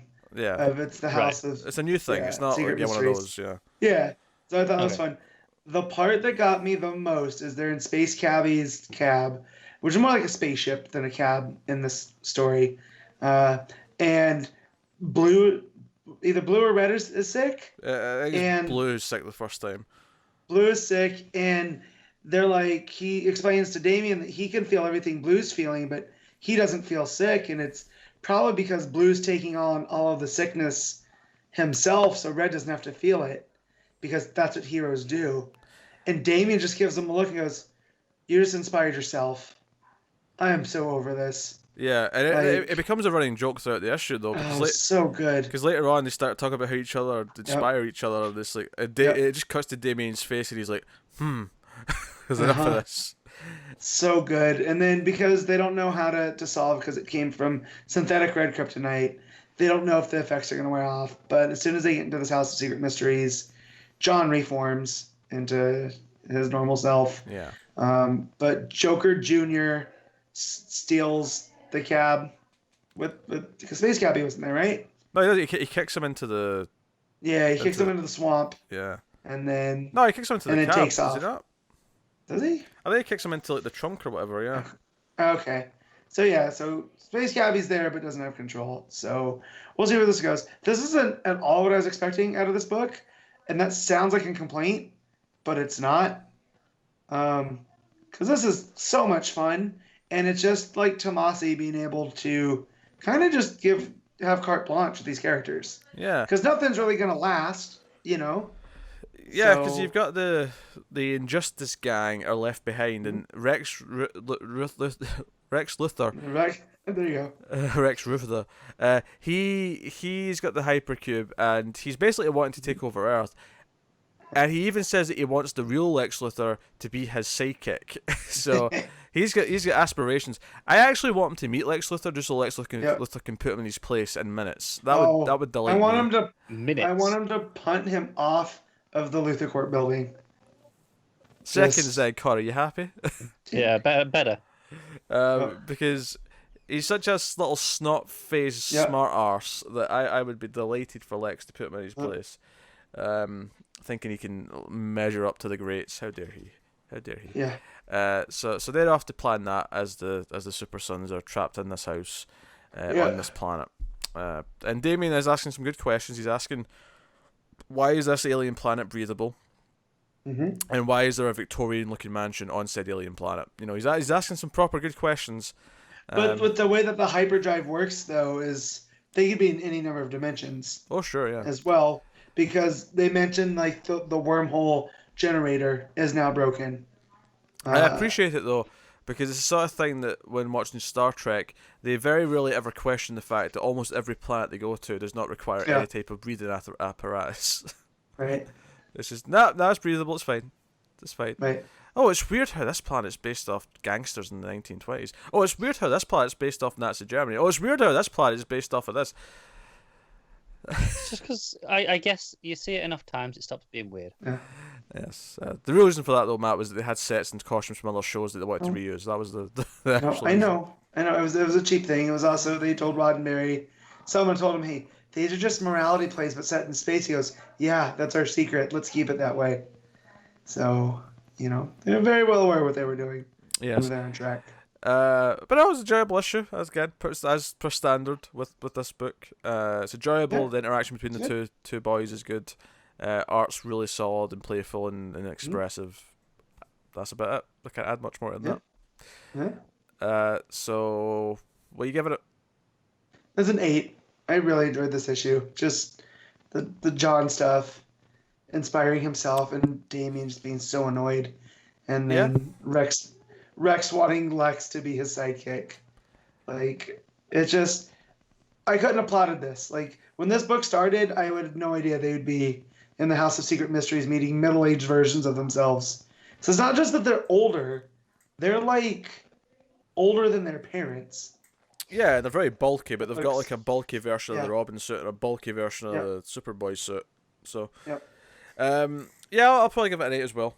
It's really consistently great. It's never a standout book, but it kind of fills a very similar void that the Terrifics does, where it's this really fun book in the middle that's just there to make you smile, and that's fine. That's good. Which will take us on to the Sideways Annual issue 1, which has got Dan DIdio and Grant Morrison writing with. What a combo! Yeah, with Will Conrad and Cliff Richards on the art. Not the musician Cliff Richards, just in case anyone was confused by that. I will say that I liked the look of this book, but that's where it ends. This was a mess. Like, this is not at all what I expected for Sideways. When I was listening to you talk about him in high school and, you know, accidentally maiming villains with his riffs. And I had no idea this was going to be a way in for Grant Morrison to do his Seven Soldiers weird time stream stuff. Yeah, it's notable that this has 7 soldiers and Jean's wearing Superman in it. Yeah. And they're both Grant Morrison things. He has a name. It's Gene Superman. We've been over this. Yeah, Jean Superman, yes. Yeah. So, I'm surprised you're this negative on it, because I wouldn't say it's a mess. I'd say it's probably more coherent than the last couple of issues. It's got more of a through line than the last couple. I get that there's more of a through line, but I just don't understand how this all plays into anything else. Like I don't play video games, but I've heard like side missions. This definitely feels like a side mission that has nothing to do with the rest of the plot. Sure, but I mean, I've had that complaint about this arc for the last 2 issues. But see, the last ones I felt were fun, and here just became, maybe just because of the size of it. Like if this was 2 issues instead of just 1. Now, see, I think this one was better than the last 2 because at least the banter between Sideways and Gene Superman was enjoyable. That's nice. Yeah, like them fighting that big green worm, him splitting it in half, and then like him like, hey, prove it, Superman. If you're Superman, then prove it. And he starts fighting all the spiders, and they save the 7 soldiers and the rest of it. Because of that, like I had more fun with this one than the last couple. Book? Huh? What is this? Not usually this. This has been a weird 3-issue or whatever arc that feels very separate to everything else. Just getting like Gene, Superman, and 7 soldiers. I'm like, what's going on? Luckily though, I mean, I almost appreciate though that the annual came in to finish this arc off quickly so that we can get back to proper Sideways next issue. Regularly scheduled content. Yes. Yeah. It's been a weird side plot. I've not been super into it. But again, I felt like this is what we were getting to with, because I brought it up when this first started about all the lost, characters, and that this felt like very much something Morrison did in Final Crisis and Superman Beyond, and then that almost gets referenced here. So I don't know where this fits into anything. I don't know if the Tempest like the Tempest Fusionaut stuff at the end is going to have any bearing on anything going forward. Like, I think that's more about his character more than it is about a plot point that's important. Like that's because he's ready. Like, because the what do you call him? What's the group? Kent Clark and all that. All the people that were trapped with Sideways. They get to Earth and they investigate, and if they figure out that Clark and Lois and this Earth are married. And I thought that was kind of a sweet moment because, like, the Lois of the group is like, it's this, and they talk about how that kind of holds the universe together, which was like, I figured Matt would at least like that moment. No, that was nice. I had to go back and read pages like multiple times, just because of some of the stuff that was going on, and it felt like I was missing stuff. I didn't have that problem. So, I felt this one read actually way smoother than the last couple. Yeah.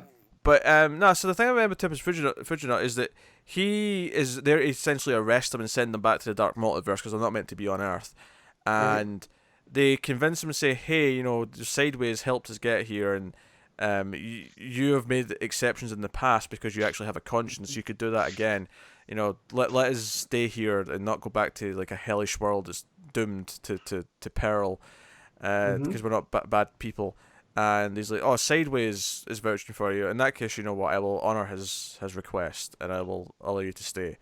So I think it's more about his character and how he isn't just... Because I think when he first showed up, when he first was introduced, he felt like this, just... All the rules. Yeah, all the rules, yeah. He felt like the strict guy. And I feel like him actually opening up is maybe the point of this. How effective it is open for debate, but I think that's what the point is, as opposed to important plot details. Although I could see this group of characters popping up again in the future at some point. So this is establishing that they're still around in some capacity, which is fine. I will say I am extremely happy we're done with this plot, though.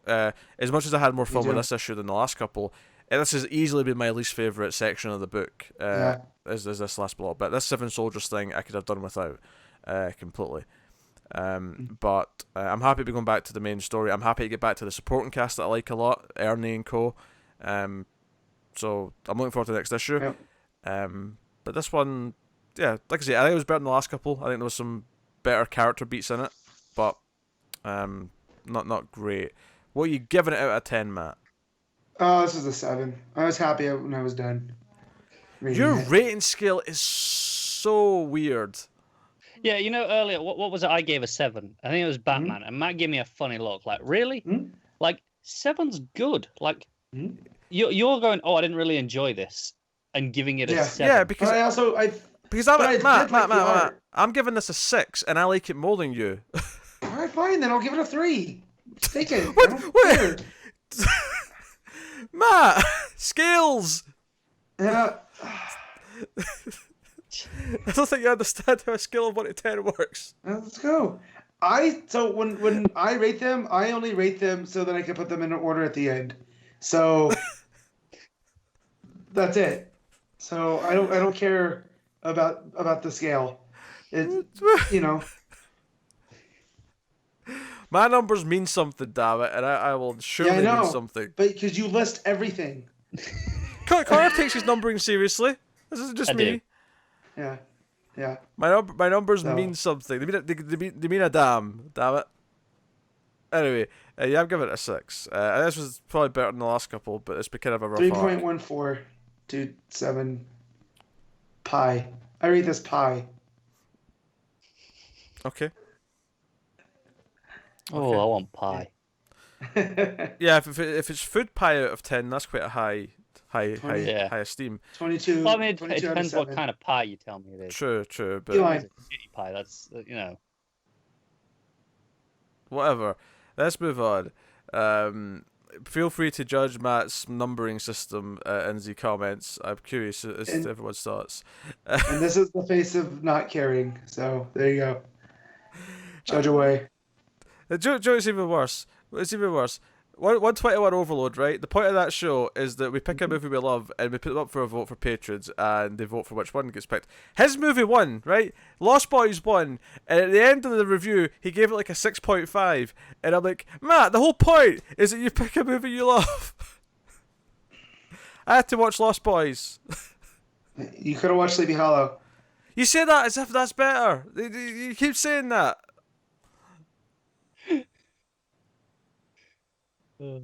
I'd hate that more.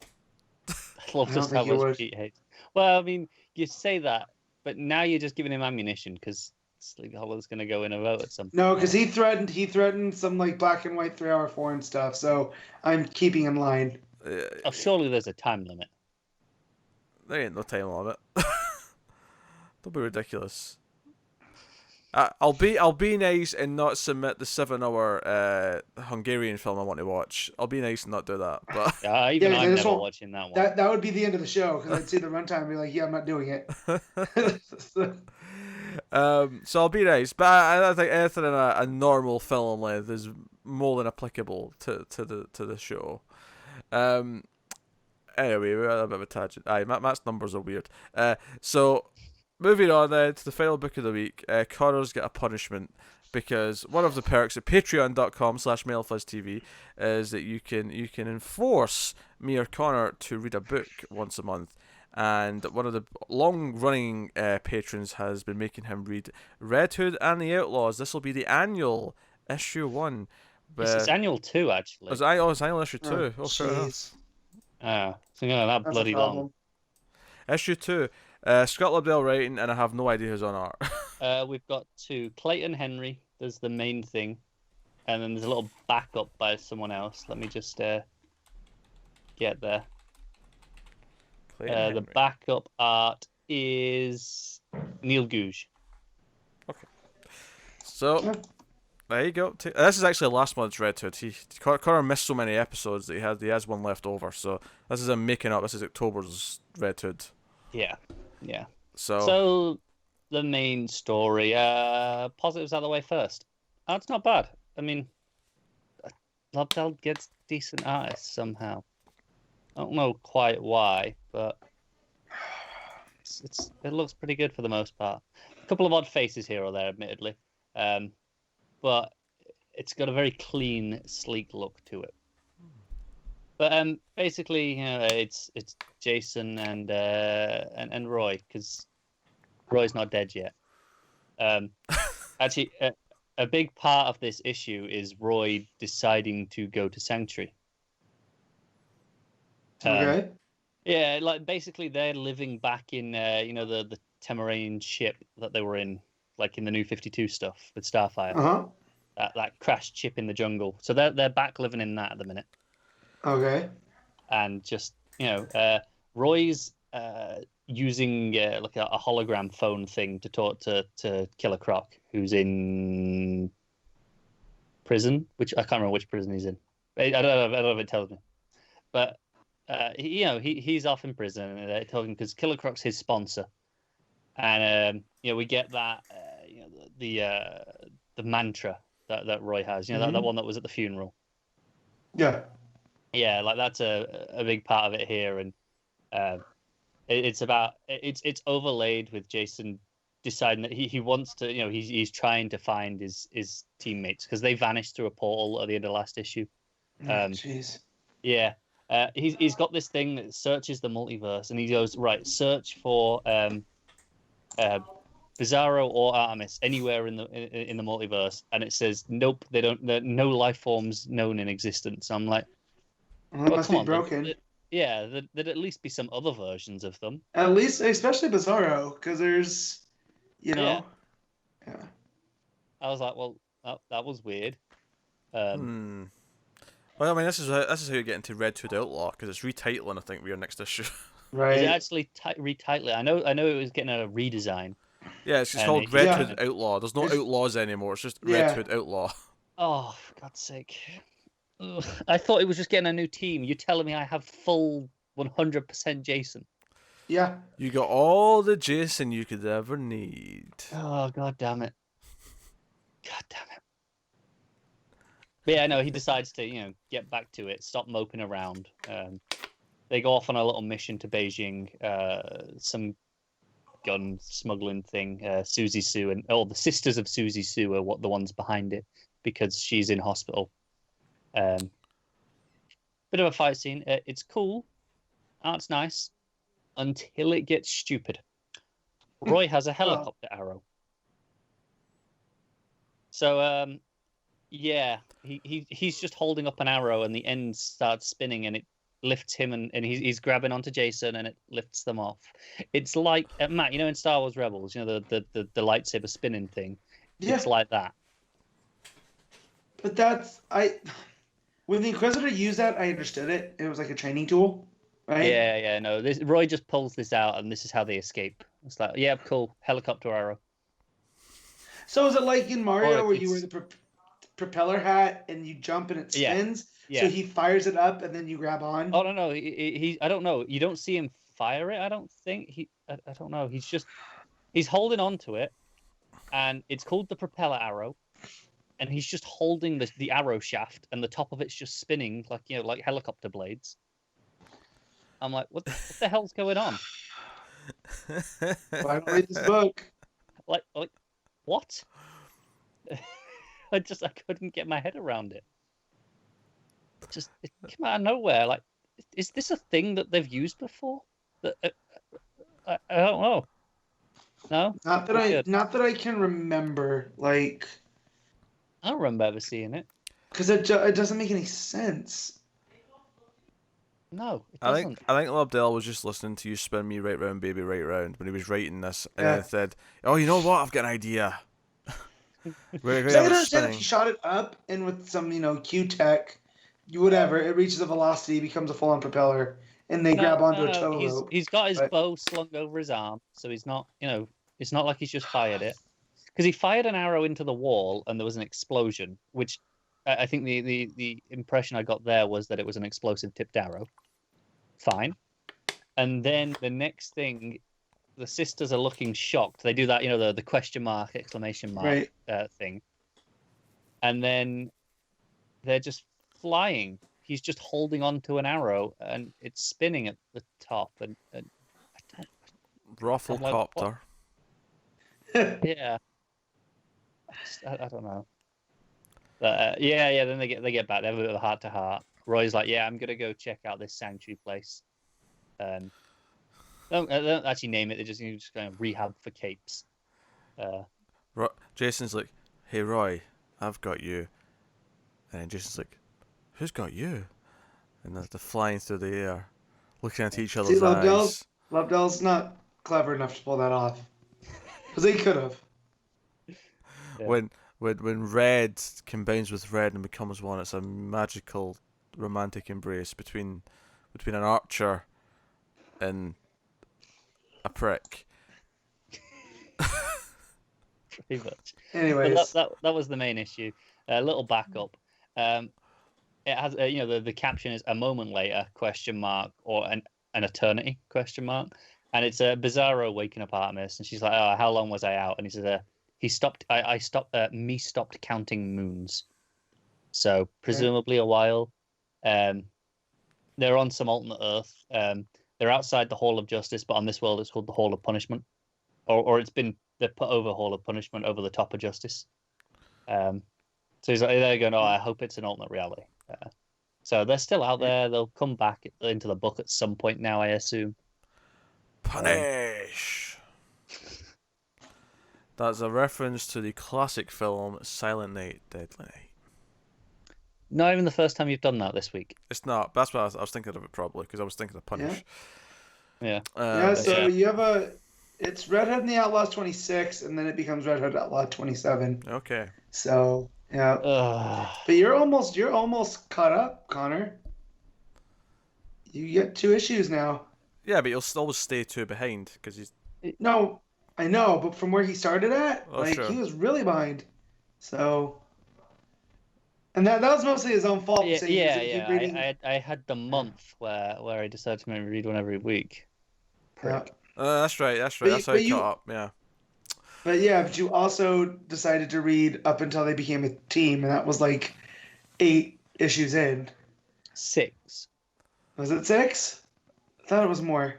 Well, I called it at 6. It was 6. Okay. Although I think it was debatable when he called it. I don't know if this sounds like a team yet. Yeah. Also, I'm looking at the cover for the next one. It is still got the Red Hood and the Outlaws thing, but the and the S are actually just crossed out. Right. And then 27 just has Red Hood Outlaw. Yeah. Ugh, I'm looking at that new design. I'm not feeling it. Well, in this month's issue, in 28, he goes to Murder Town. So. Well, that's something to look forward to in 3 months. Yeah, there you go. We'll get there next year. Ah, delightful. Unless someone who wants to make you stop reading Brimstone and instead has you read Red Hood. Double Red Hood for a couple months. He wouldn't do that to me. Nah, he's more likely to make him read Nightwing. Oh, don't do that. I don't support that. Taking it too far. I haven't seen. I haven't read it obviously, but I saw that this is. It's not actually Lobdell writing. He's just doing the plot. It's a different. Someone else is doing the script. I don't care. It's still Rick Grayson. Oh, it's still going to be shite and Rick Grayson. I wasn't. Until he goes back, I'm not reading it. I wasn't disputing that. I just meant now we have someone else to blame as well as Lobdell. Sure. Yeah. Sure. Which reminds me, actually, I got the Happy Death Day 2U trailer yesterday at the theater when I was seeing Overlord. It's interested. I'm interested in how they're handling this. Is it online yet? I don't think Lobdell wrote it because it just said based off characters created by. Yeah, I don't think it did, but they did a thing. The trailer spoils the first movie, so I would avoid the trailer and watch the first movie if you haven't. But I actually kind of love that the setup for the second one is that because you assume that it's just going to start happening again, right? Like a year later, it'll be like the same thing again. No, she starts living the same day as the first movie again, and I laughed out loud. When she wakes up again, just like the first movie, and goes, "Shit, you gotta be kidding me!" It just was like ready. And the actress sells it. Oh, she does. So good. It's so good. Yeah. Jessica Roth, I think her name is a delight in that first movie. So I hope she has the first one again. a lot more movies in her career soon, outside of Happy Death Day movies. But I'm looking forward to the new one. That was a bit of a tangent. So yeah, that's the end of the show. Unless Connor has anything else he would like to add about Red Hood. No, it was shit. Was it? Well, okay. Nice art though. I mean, the backup was only like 3 or 4 pages, so I was fine. But I was, for the most part, it looked all right. All right, well, that brings us on to the part of the show where we pick our favourite stuff of the week. We pick our favourite panel/moment. We pick our favourite cover, our favourite art of the week, and, of course, our top 5 books of the week. And I read 6 this week, so only one's not making the cut. So. Yeah, I only read 4. So you've got a top 4 then. That's fine. So quite our week. So we'll start with the best. Things be changing next month with all the new books coming in and new teams. Oh sure, yeah. So we'll start off with best panel / moment. Matt, what do you have? Anybody have any other doubt that it wasn't going to be Superman with an eye patch? Any particular panel with Superman with an eye patch? Just the first one, because I remember going, does he have an iPad? He does. Okay. Thank you. This is awesome. That's where he's being pushed on the cape, pulled. right? And you're just pushed. Yep. Pushed. He's just like, he's got an eye patch. Yep. Yeah. I did the same thing. I'm like, what the hell? Dear. Oh dear. What can one say? Connor, what's your moment? It's definitely from Justice League. I'm just torn between two. I think I'm gonna go with the full page of Aquaman being stabbed through the chest by Poseidon's trident. That was pretty dope. That was pretty good. Yeah. Pretty good. All right. I think I'm also gonna go with Justice League. I feel like either the reveal of Arion's temple or tomb just under the sand. Under the sand, yeah. I really like that moment. It's probably some of the best art, especially at the touch where the flashes lightning is like around it, because he reveals it by running around it. Yeah. I like that touch. In the desert, he's whipping up all the sand. Yeah. We never actually mentioned that Flash is slowly turning into a fish monster. He's just resisting it because of the Speed Force. Because the Speed Force is keeping him. But it's happening. It's happening gradually. Yeah.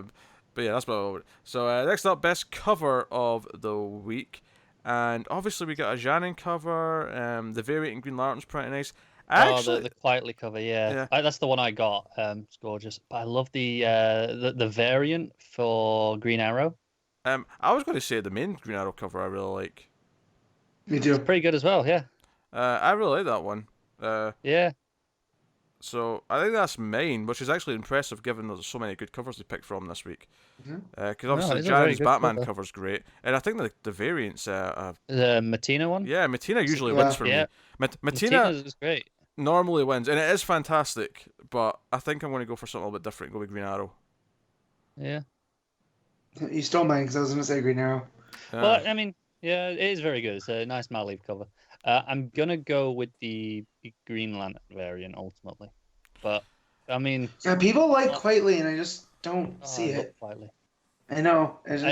I also really like the Aquaman variant. I don't know if you've seen that one. It's kind of like the Justice League poster we got. Yeah. You mean Justice League? Justice League. Yeah. Yeah, I was gonna say there's no Aquaman this week. It. I was thinking, you know what I meant. It's it's Aquaman with all the sharks. Kind of like the movie poster, except. Yep, better, yeah.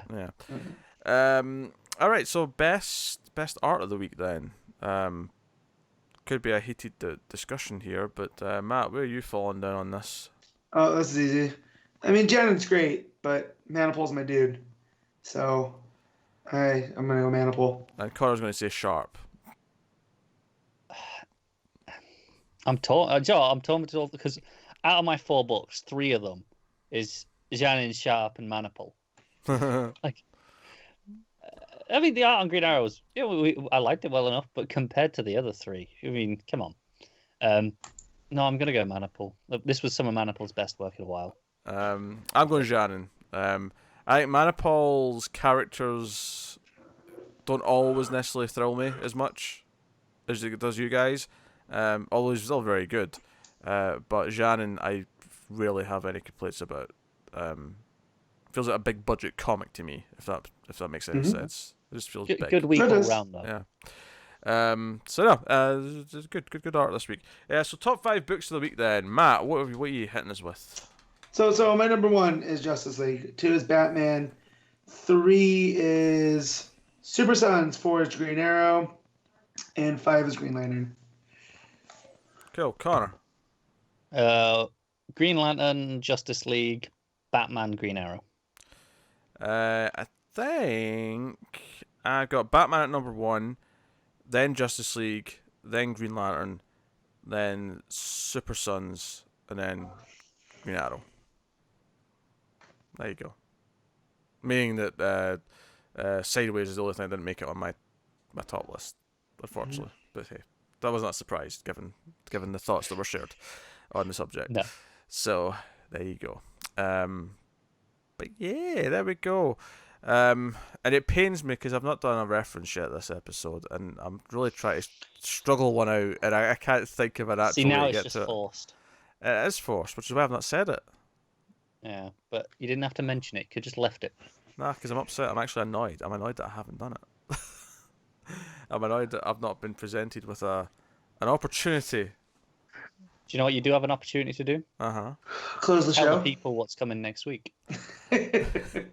Yeah, Matt's skipping things. He's like, close the show, man. Well, Close this the show, I is guess an I have to do it, integral man. part of closing the show. I was just kind of speeding along. I gotta go not watch Overlord today, and I'm very upset about it. Alright, coming next week, we have Detective Comics 992, Superman number 5, Wonder Woman 58, which is the start of the new run by G. Willow Wilson. Yep. So we're looking forward to that. We get the Flash 58. You gonna hop back into Connor?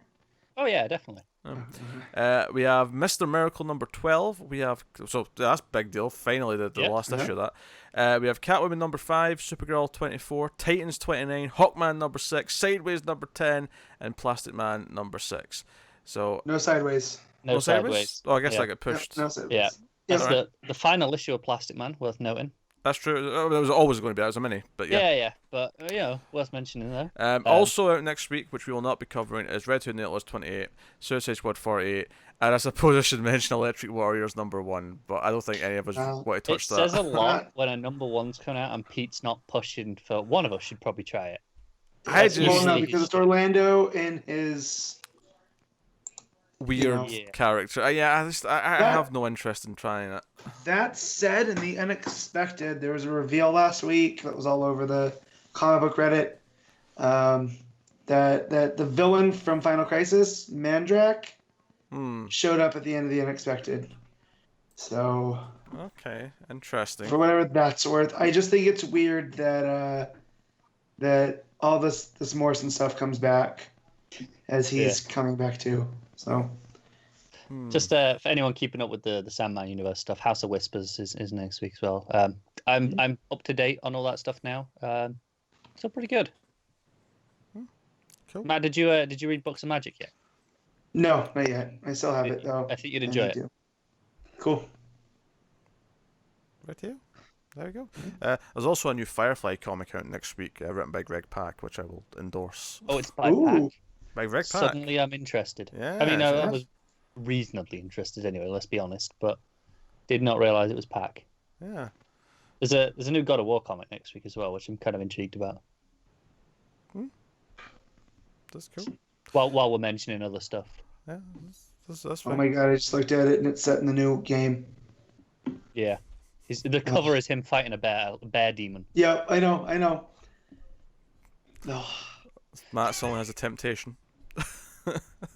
So it's time. I will not. I have too many comics. I will not. Oh, hi, Mark. Yeah, what do you want? If I can't do a reference to the hit television show Buffy the Vampire Slayer, I'll certainly do a reference to the room. That's good. There's a cheap way of getting your name in. Look, I did that a minute ago when I mentioned Firefly. I went for something a bit more subverted. Yeah, a bit more bullshit is what you meant. If Ryan Johnson can subvert with no real credit behind it or weight, then so can I. Ryan Johnson is a good storyteller. You're not. Ryan Johnson is a terrible writer. I'm flat out saying it. Bro, Brick is phenomenal. I don't like Brick. Oh man! All right, well, get prepared. The Overload pick. I like Brick. Looper was disappointing. Didn't like Last Jedi. I think he's a bad writer. I think he's a bad director, but he's a bad writer. What's that? Have you seen Brothers Bloom? I haven't seen that, no. Oh, okay. Matt's going, what can I make him watch? Oh, God. I like Ryan Johnson a lot. Me too. But I can't disagree with Pete on Last Jedi. You could, just to annoy him. I could, but then there's no integrity in that. And Yeah, I have integrity. Matt's got integrity. You see? Don't.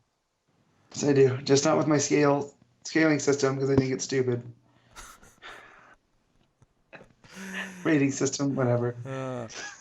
I rate this 5 out of 7. Anyway, this has been Comics from the Multiverse, episode 129, was it? Sure. Double check. Remember, we go to you for numbers. Yeah. Yeah. He's right. 129. Good. 129. There we go. That's fun. But hey, yeah, that's us. That has been back to the full force with the full holy trinity of the bear, the ginger, and I don't know what the robot. Vampire. Sure. There's numbers that we call you. Robots, yeah, I'll take robot over vampire. Vampires can be cool, but they're often lame. Much like in the film Lost Boys, which you can hear about me and Matt talking about soon on 121 Overload. You can hear it right now if you're on Patreon. I like how you wasted your Buffy reference and then Matt gave you vampires. Yeah, but would he have done that? You know, karma would have dictated. Not that he would have intentionally have avoided it, thinking that he doesn't want to give him a Buffy reference, but he just wouldn't have went there. No, I'm trying to get done. So. Alright, that is us. That is Comics from the Multiverse. That is episode 129. Let us know what you think of the show and the books this week in the comments below. Like, subscribe, all the usual stuff. Get us on patreon.com/MailFuzzTV if you want to support the show and the channel and everything we do here. That includes movie reviews and podcasts and TV show reviews and everything else. But of course, mainly, since you're here, this show, and you can get a bonus episode once a month. Me and Connor talked about Saga of the Swamp Thing, book 1 by Alan Moore. At the $5 tier, you get access to the monthly episode that me and Connor do on a trade or collection every month. So you can have a look at that. But that's the 15th one, so if you sign up now, you get access to a back catalogue of about 15 episodes of that. So have a look, see if you like. But otherwise, get us on Twitter at DC Comics Podcast. In fact, right now there is a spare code for Green Lantern issue 1, a digital code up for grabs. If you just go and find that tweet and retweet it, you'll be entered, and we will pick a winner on Monday. But that is us. So thank you once again for watching or listening. We always appreciate it, and keep reading DC Comics. And what else can I say to stall so that Matt gets more annoyed at me? Silence works. I can do silence. Silence is fine. We can do silence. I think Matt. Oh jeez! Oh jeez! Oh Jesus Christ! I don't think that's where we end it. Is that better? That's better. Jeez.